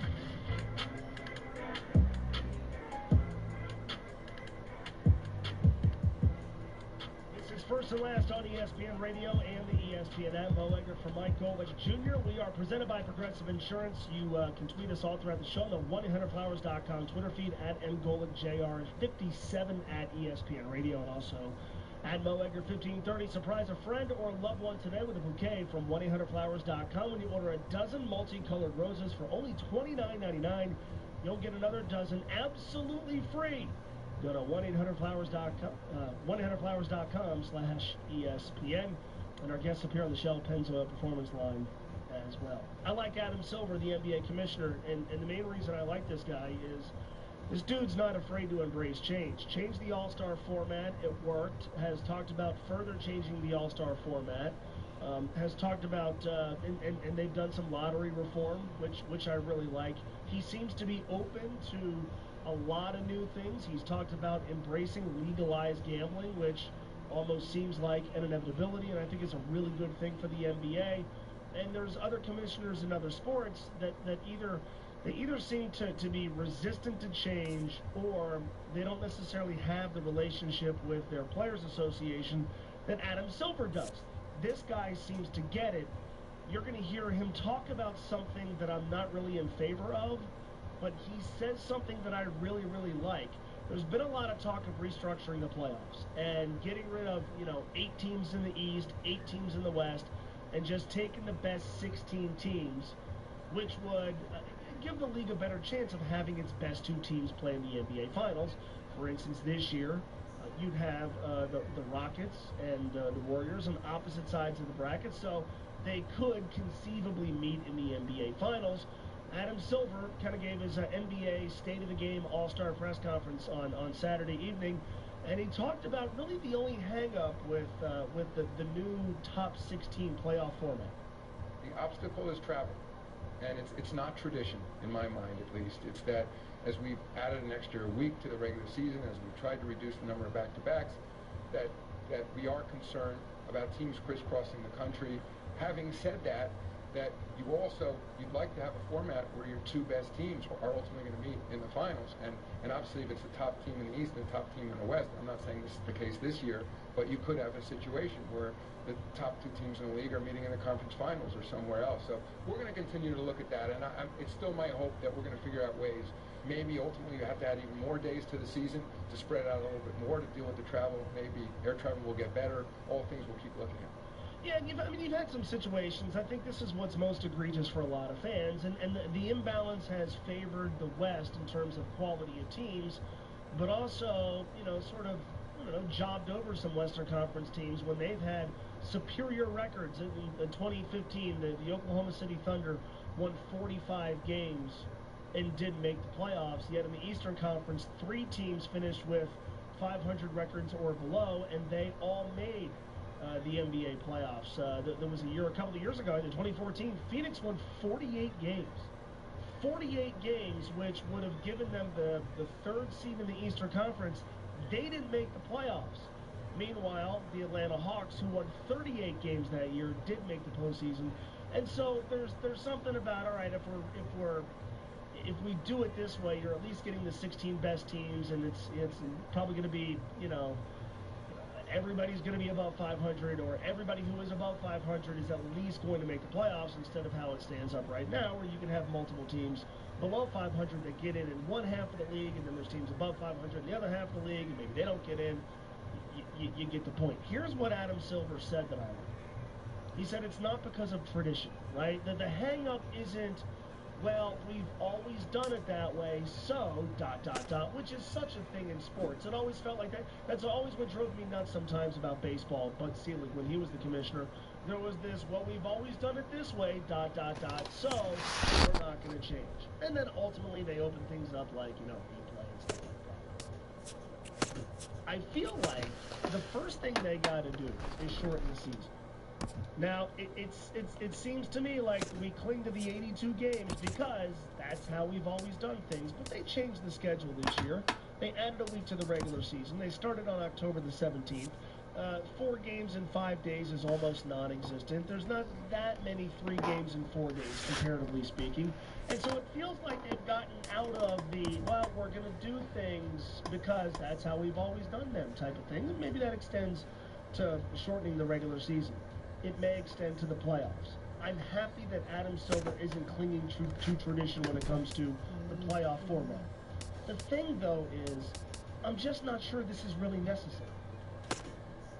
I mean, the last 3 years, we've had imbalance, right? The Western Conference has clearly been superior. And yet, what have we gotten?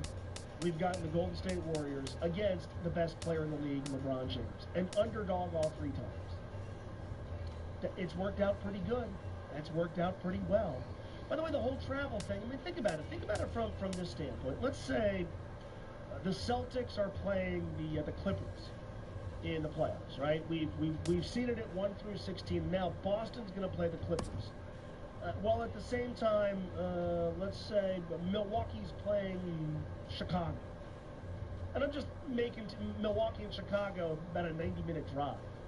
Boston and the Clippers would be, cross-country flights, nice chartered planes, but still cross-country flights. If it goes a 7-game series, well then, one team's traveling out there for the start of the series. They both go back out for Game 3, then they go back out for Game 5, then other way for Game 6, other way for Game 7. That's 5 cross-country trips in like 2 weeks. Then the winner of that series then has to go and play a team in the middle of the country that didn't have to travel as far. Now, you always end up with some of these, imperfections when it comes to travel. It's just sort of the unfortunate, I guess, byproduct of geography. But you'd really be putting teams at competitive disadvantages who had to do a lot of traveling and go all over the place for their first-round series or their second-round series, and then they play in the next series against a team that didn't have to do all that much traveling. Plus, there's this. And in this regard, I'm a little bit of a traditionalist. When I think of the NBA's great rivalries, things like Lakers-Celtics comes up, sure. Cavs-Warriors, I think, is a legitimate rivalry.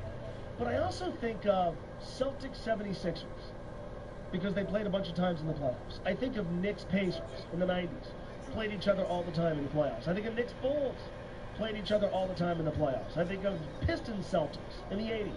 Played each other all the time in the playoffs. I think of what could transpire and started last year between the Cavs and Celtics. Now, LeBron's got to stay in Cleveland. That's a big if. But those 2 teams have a chance of playing each other every single year, a better chance of playing each other every single year if they're in the same conference. And to me, what you do when you take the playoffs and go 1 through 16, you kind of if not totally eliminate, you at least lessen the chance of these recurring rivalries that happen year in and year out because teams met each other in the playoffs multiple years. To me, that's kind of how a rivalry is created. Now, we've gotten it because the Cavs and Warriors have met in the finals every single year, and I still think are going to meet in the finals against each other this year, despite what's happened with the Cavs this season and despite the ascendancy, if you will, of the Houston Rockets. But to me, when you have a chance, and to be fair, you know, it's not like the Warriors have had a regular rivalry occur, but, you know, there is an OKC Golden State dynamic, and I think to an extent there could be a Golden State Houston dynamic across the course of the next couple of years that you could really tap into if those teams remain in the same conference, if you keep the playoffs you know, structured the way they are, and these teams have a better chance of meeting each other every single year. I don't view this as a huge problem. I don't view it as a huge problem. In fact, I think it's kind of cool when a team like Golden State has an obstacle to get to the finals. In fact, I think that's what made last year so boring. Neither team, Golden State or Cleveland, had an obstacle to get to the finals. Now Golden State has one. Now Cleveland has, and Toronto's legit, they've got a couple. So I love the thinking here. I love the idea that we're not going to cling to tradition. I love, you know, the fact here that we're not going to just, you know, do things because we've always done them. I love the fact that Adam Silver is always thinking about ways to make his products better. I really don't think this does. I think the travel can make the early rounds of the playoffs worse than they are. They present, you know, competitive disadvantages. And ultimately, I don't think all this is necessary. For the most part, there's imbalance, but it's at the bottom end of the conferences. It involves teams that aren't winning the championship anyway. The legitimate contenders are still in. You know, the Phoenix Suns in 2014 weren't going to win the title. So I like the thinking. I'm just not really sure it's necessary, and I don't think the execution is going to work. You can chime in at Mo Egger 1530 at ESPN Radio. Coming up next, if you haven't started paying attention to college basketball, you've missed a lot. And I'm talking about just in the last, like, 4 or 5 days. That's coming up next. This is First and Last. Mo Egger for Mike Olin Jr. on ESPN Radio and the ESPN app. The madness is coming.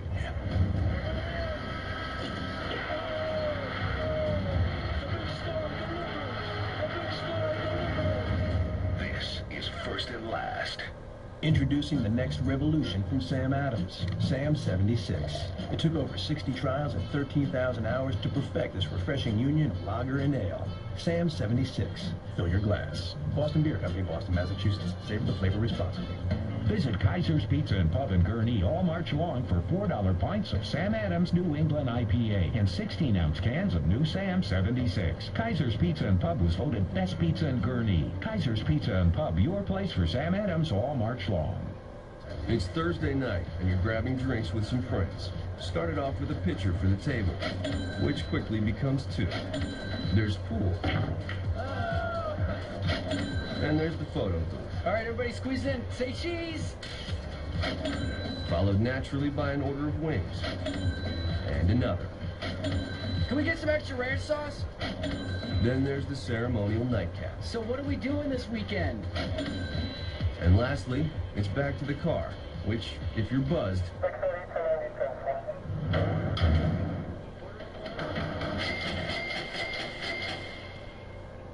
could be the most expensive night of your life. Getting pulled over for buzz driving could cost you around $10,000 in fines, legal fees, and increased insurance rates. Nothing kills a buzz like getting pulled over for buzz driving, because buzz driving is drunk driving. Brought to you by the National Highway Traffic Safety Administration and the Ad Council. Take a look under your bed. Find stuff under there? What about jobs? No? Now try your basement. There's a pair of overalls that overall you're not so into anymore. A perfectly good laptop that hasn't seen your lap in months. And even more stuff. But still no jobs? Well, you really have both. See, stuff is defined as household articles considered as a group. Sometimes this stuff is no longer needed. Wait, no longer needed? That can't be right. Because remember those jobs you were looking for? Those are really needed. And they're the stuff inside your stuff. Even inside that winter coat that moved with you to Phoenix. Our job is to unlock those jobs. And it starts when you donate your stuff to your local Goodwill. Here's how we do it. When we donate to Goodwill, we sell your stuff to provide job training for people right here in your community. So just by teaming up with Goodwill, you help create jobs. And isn't that worth parting with the leftover keytar from your 80s cover band? Goodwill. Donate stuff, create jobs. Find your nearest donation center at goodwill.org. A message from Goodwill and the Ad Council. This year, firefighters will battle thousands of wildfires around the country in hopes of containing them. But a single ember that escapes can travel more than 1 mile, where it can ignite and destroy your home or community. You can't control where the ember will land, only what happens when it does. Prepare, protect, prevail. Get fire adapted. Learn simple steps you can take now to reduce wildfire damage later at fireadapted.org. A public service message brought to you by the U.S. Forest Service and the Ad Council. Learn more at fireadapted.org. TV. Get to know our new morning show. Golick and Wingo, weekdays at 5 on ESPN 1000.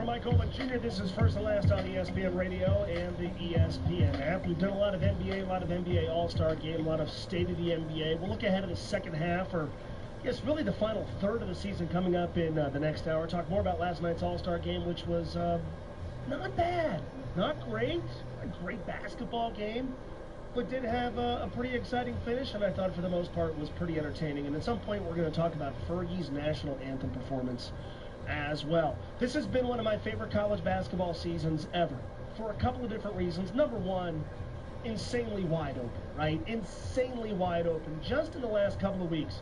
I mean, number 3, Villanova lost last week to Providence. Then they go to Cincinnati. They beat number 4, Xavier. Number 5, Cincinnati's lost twice in the last week. Lost a really good game to Wichita State on the University of Cincinnati's home court. Purdue, number 6 in the country, they won. They beat a Penn State team that's much, much better after losing 3 straight games. Number 7 lost over the weekend to Baylor. Number 8, Ohio State, has lost twice in the last 4 days. Lost at Michigan yesterday afternoon. The number 10 team in the country lost over the weekend at South Carolina. Number 11, Clemson, has lost twice. Duke has righted things, playing without Marvin Bagley, who's my favorite player in college basketball. But I mean, heck, that's a team that had lost to a St. John squad that was 0-11 in the Big East when the Blue Devils played the Red Storm. It's been an insane... Kansas, the number 13 team in the country, has lost a couple of times at home by double digits. Insanely unpredictable, and it feels like we say that about college basketball every single year. But this year, it's actually true.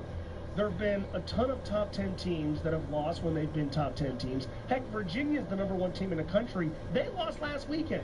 Michigan State's number 2 in the country. They were down by 27 points against Northwestern on Saturday afternoon before coming back and winning.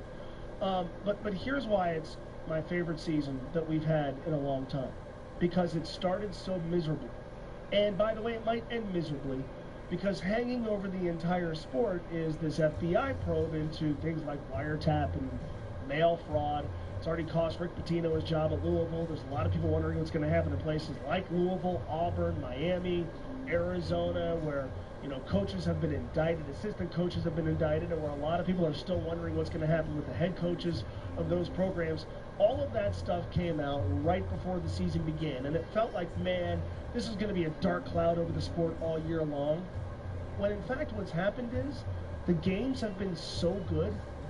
The games have been so entertaining. The storylines have been so good that you kind of forget when you're actually watching college basketball games at the highest end of the sport that something like this is looming over the sport. Now, there were a couple of different reports late last week that suggested that once the FBI gets done, there's going to be like 50 programs hit, including a number of teams that have shots.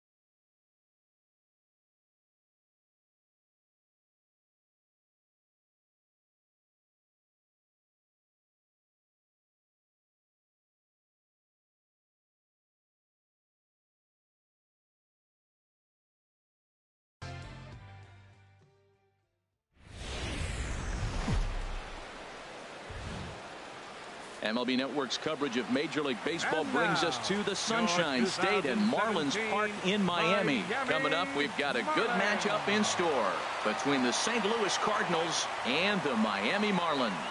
Major League Baseball on MLB Network is next.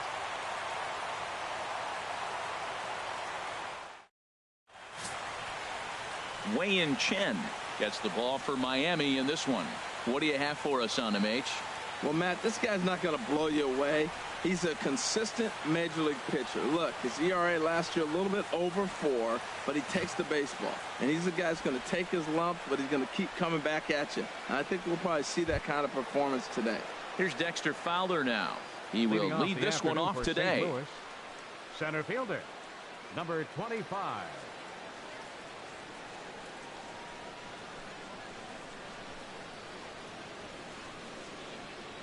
Underway at the ballpark this afternoon as the first pitch is in there for strike one.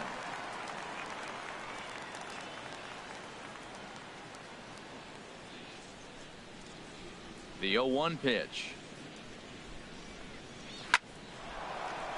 And this inning starts with a solid base hit.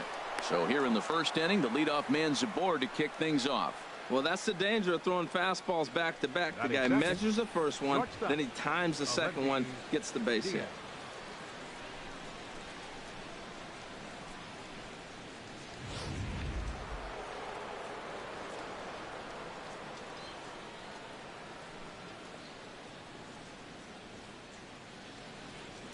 And that'll bring up Aledmus Diaz as he'll take a look at a strike right down the middle. It's 0-1. Career numbers against Chen, 1 for 3. A runner at first with no outs here.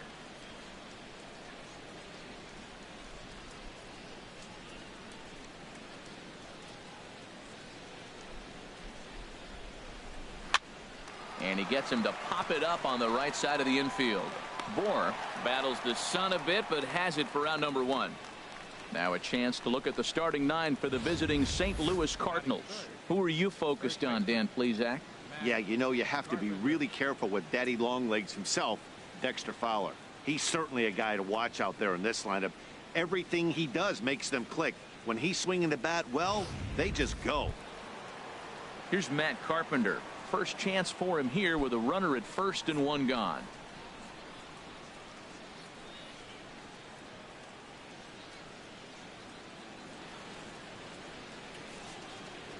From the stretch, here's the pitch. Turned on that one and crushed it. Just pulled it a little foul.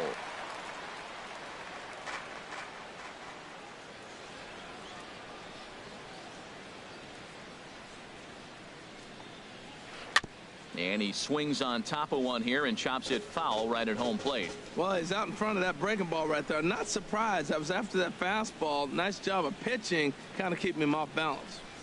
Hoping to send him packing. Pitch on its way.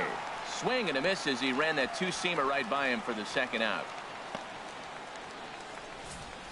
Hey, anytime a pitcher locates a fastball on the inside corner, it's going to be a tough pitch to hit. That one was spot on, and he had no answer for it.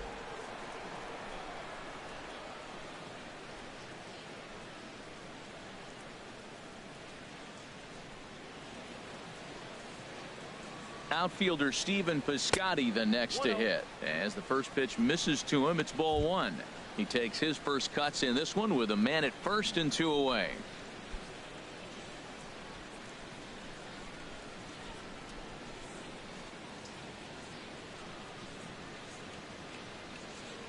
One 1-0 pitch on the way. Swing, and that's hit out of play up into the plaza level.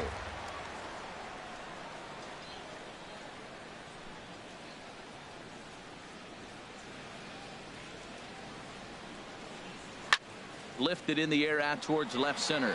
Yelich on the move.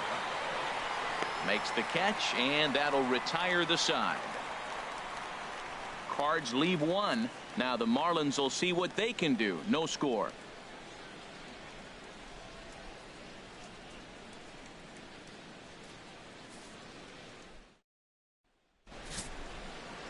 Carlos Martinez, the right-handed native of the Dominican Republic, will be the starter. What do we need to know here, HR?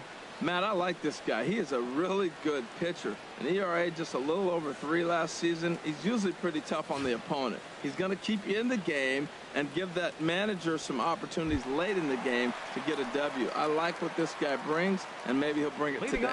Here's D. Gordon now. They lead things off here in the bottom half of the first. A high fastball is in there. His head-to-head numbers against Carlos Martinez. 9 base hits in 17 at-bats.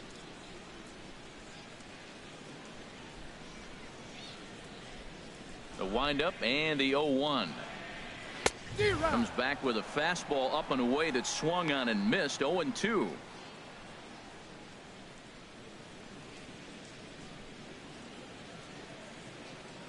The windup and the 0-2 pitch. Swing and a liner. And that finds some outfield grass. It's a base hit. So after the leadoff base hit, they'll have his wheels to contend with here. Well, this is the recipe they want. Their pitcher comes out, throws a scoreless top of the first, and then you get a leadoff single to start the bottom of the inning. Good start.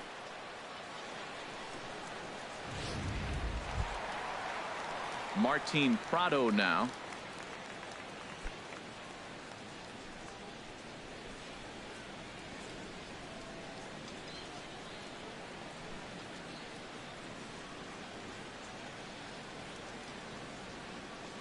Oh, and look out as they brush him back here. It's ball 1. He broke out the slide step there, Danny.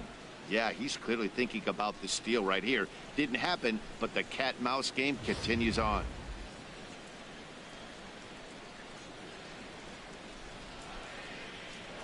Here's a look over to first. A dive, but he's back.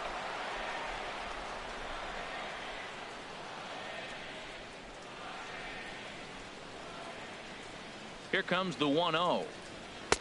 A fastball that finds the outside corner. What a great adjustment. The high fastball in the first one didn't have a good release point. The next one he's able to put it on the corner, correcting himself as the at-bat goes on. I love it.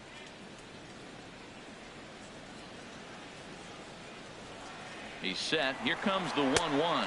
A pitch out. The throw. And boy, even a pitch out can't slow him down. He's in there at second base.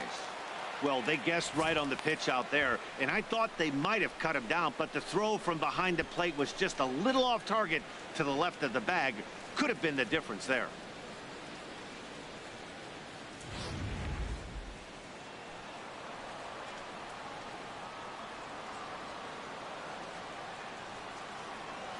He's set, and the 2-1 pitch. And they set up away with the fastball, but it misses. 3-1. Waiting next, there's Christian Yelich.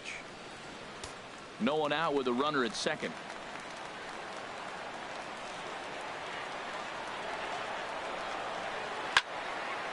And this one will be foul back in among the fans. He's set. Here's the 3-2. And there's ball 4 as this one gets away a bit. And he is in there. Batting third, center fielder, Christian Yelich. Coming to the plate now, Christian Yelich.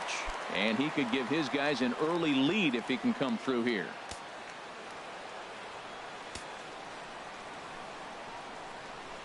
First pitch of the at-bat on its way. Belt high and right down the middle for a strike. He appears to be having some issues with pitch command to start the game. He's dealing with 2 guys on, and that last pitch looked like a big mistake in that location. Right down the middle, but he got away with it. Here comes the 0-1. Sent on the ground out to second. And that is through into center field, a base hit. And the run will score as the Marlins have claimed the early 1-0 advantage. Well, it wasn't pretty. He got jammed on that, but he did the job. He picks up the RBI with that at bat, fighting it off, really.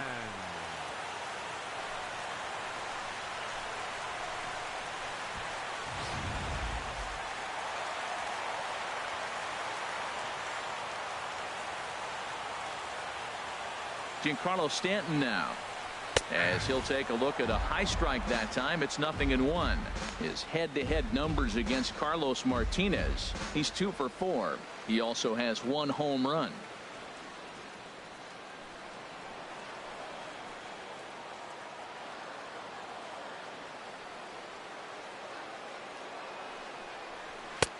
Now a fastball that's taken close that time, but it's 1-1. Boy, good inside fastball right there. Trying to tie the hitter up, trying to keep him from getting those arms extended. A pitcher's pitch. Here's the 1-1 pitch. And the changeup just missed the inside corner. He's got a couple of pitches to deal with right here, but he's starting to lose command of his pitches. It might be time to take a step back and try to refocus on making some good pitches.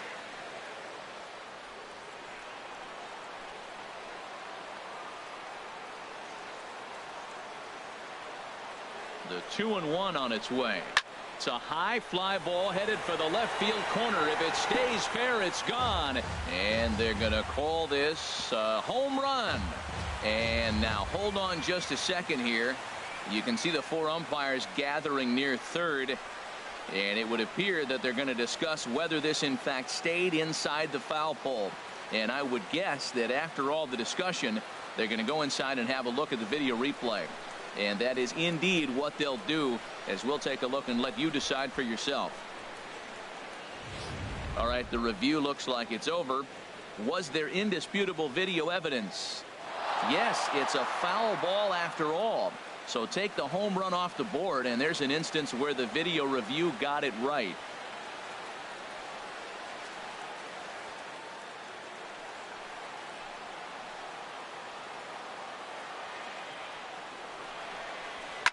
Heading out towards shallow right. Piscotty's there for it. He makes the catch, and tagging is the runner from second. And he'll indeed move up 90 feet, putting runners at the corners now with 1 away. We have a moment here in Miami to take a look at the Marlins starting lineup. What are the keys to success for them today, Harold? Matt, have you seen this guy throw? Ooh, he is electric. What do you got to do against him? I think you got to attack him early. He's just too overpowering. His stuff is electric. He's got one of those great power arms that we'll talk about for years to come. You got to take it to him before he takes it to you.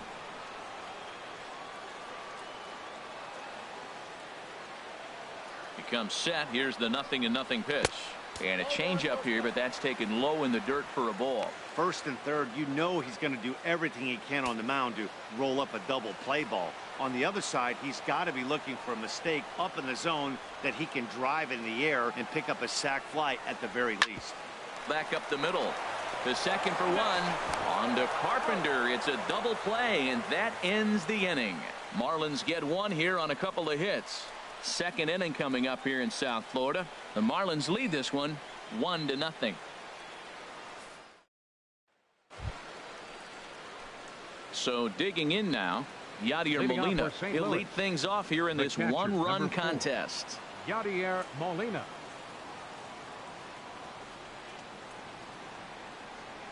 And this one's not close. It's in the dirt for ball 1.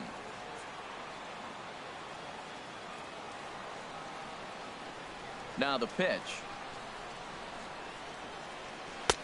And he watches one miss outside. 2-0 now. You know, sometimes it takes a pitcher a few pitches to get going, but those 2 pitches weren't even close.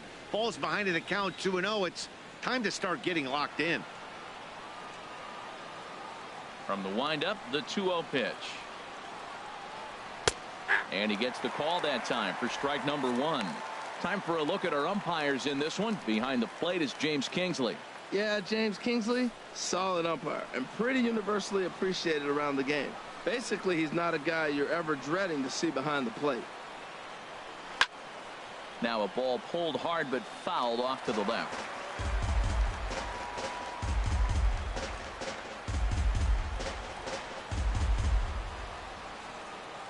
Here's the pitch on 2-2. That's softly hit to right. Will that get down? Yes, it will. It'll be a leadoff single. So the inning's underway with the Cardinals getting their leadoff hitter on base. Well, there's a nice little soft liner. I know it's a leadoff base hit. It wasn't hit as hard as he'd like to, but sometimes that little soft liner starts rallies.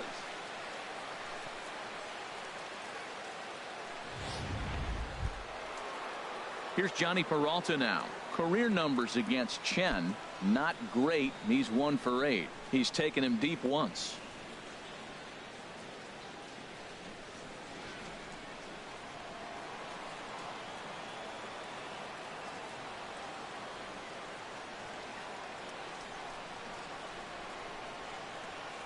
Here comes the first pitch. This is line to left. In there, a base hit. He was sitting on that fastball. You can't tell me he wasn't. First pitch fastball, and he turned on it like that. Nice job. Second baseman, Jed Jerko.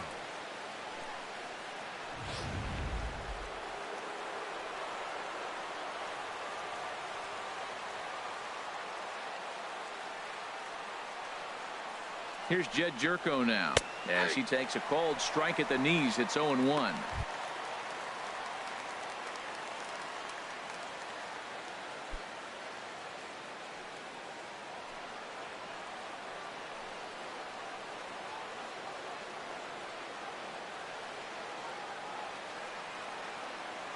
From the belt, kicks and deals. And this is sliced foul into the stands in right, out of play.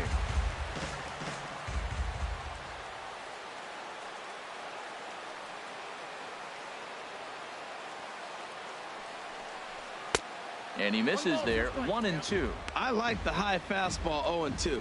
Now I know he's sitting 1-2, but you showed him a great fastball. Now he's got to honor that, and you can set him up with anything. None out, runners at first and second.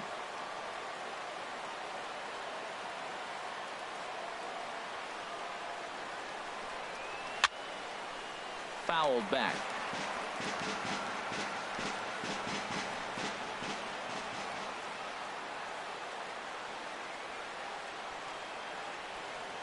The 1-2 pitch. And here's a ball hit in the air. On the move is Stanton, but this will land foul shy of the wall.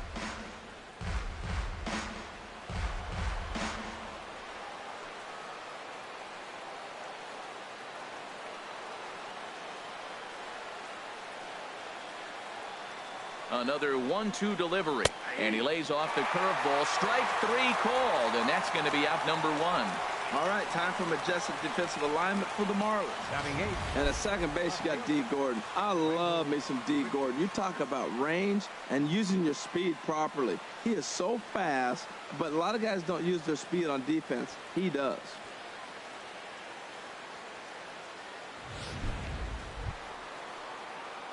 Here's Randall Grichuk as he'll look to bring home that tying run from second with a base hit into the outfield.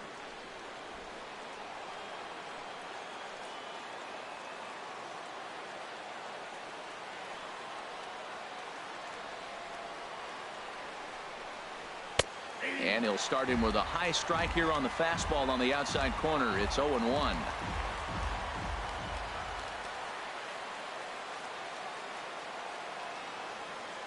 Comes set, and the 0-1. Takes a look at a fastball down the middle for strike number 2. Now, Matt, this is the tough part of being the 8-hitter. That ball's right down the middle. So it makes me wonder, is he trying to give his pitcher a breather, or is he just not being aggressive? With the pitcher hitting behind you, you get a ball groove, you got to take a big hack.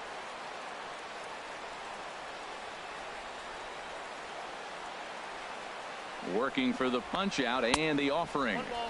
Inside, as that perhaps will back him off a bit. 1-2. Those 0-2 curveballs are really tough for guys to lay off.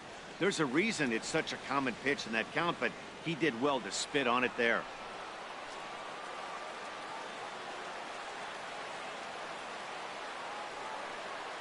From the belt, the pitch. And that misses. 2-2. Man, this at bat has changed quickly from 0-2 now to 2-2. A good job of plate discipline by this hitter, not chasing those pitches just off the plate.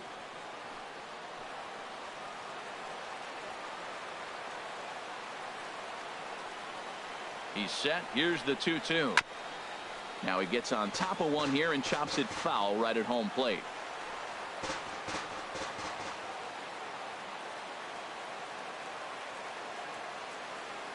Now another 2-2. Again, he sends it out of play.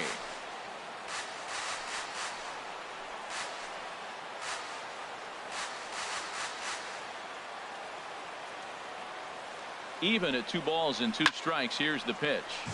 Another one sent foul. Keeps fighting him off. The 8th pitch of the at-bat coming up.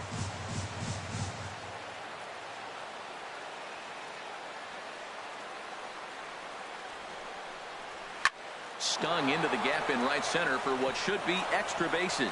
Molina rounds the corner and is headed home. In to score, the runner from second. And a relay home. And not in time as the second run scores.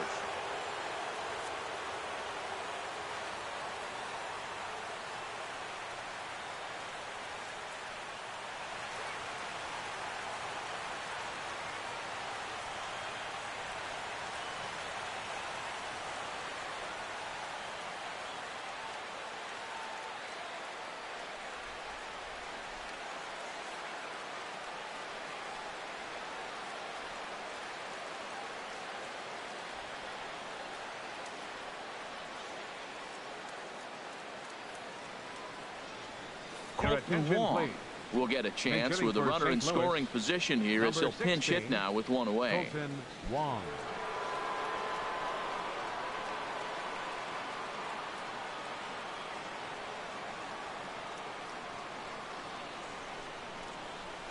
Look out, a fastball up near his dome, and that'll wake you up a bit. Well, a pitcher can tell you a lot early in the game. With this veteran pitcher out here, fastball in. To me, it looks like he's going to try to take that inside half and say, that is mine. Runner at second here with 1 man out.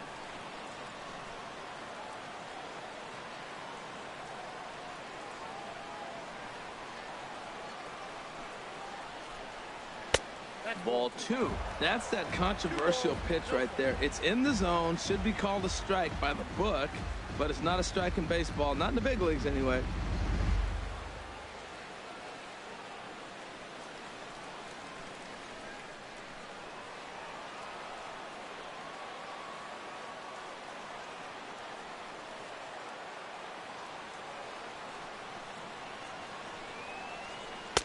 Take sign must have been on there because that's right down the middle. Strike 1. Pretty good pitch to hit there that he let go. I know it's early and they're probably wanting to run his pitch count up, but he may not get another pitch like that to swing at the rest of the game.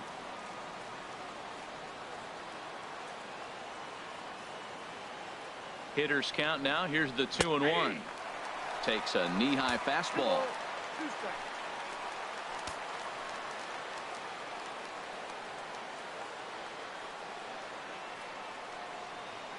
Has a look, now the pitch. Good eye to lay off the slider there, and he works it to full 3-2 here. Well, he really needs to make this guy swing the bat right here. He's not the type of hitter you want to dance around with.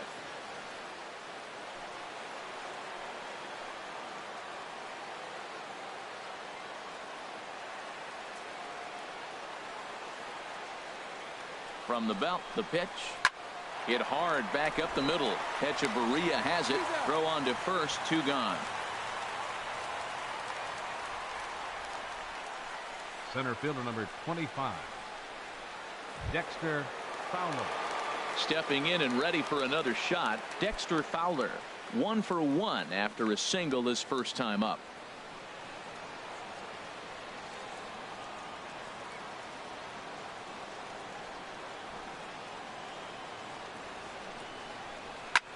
Hit the other way out toward right field.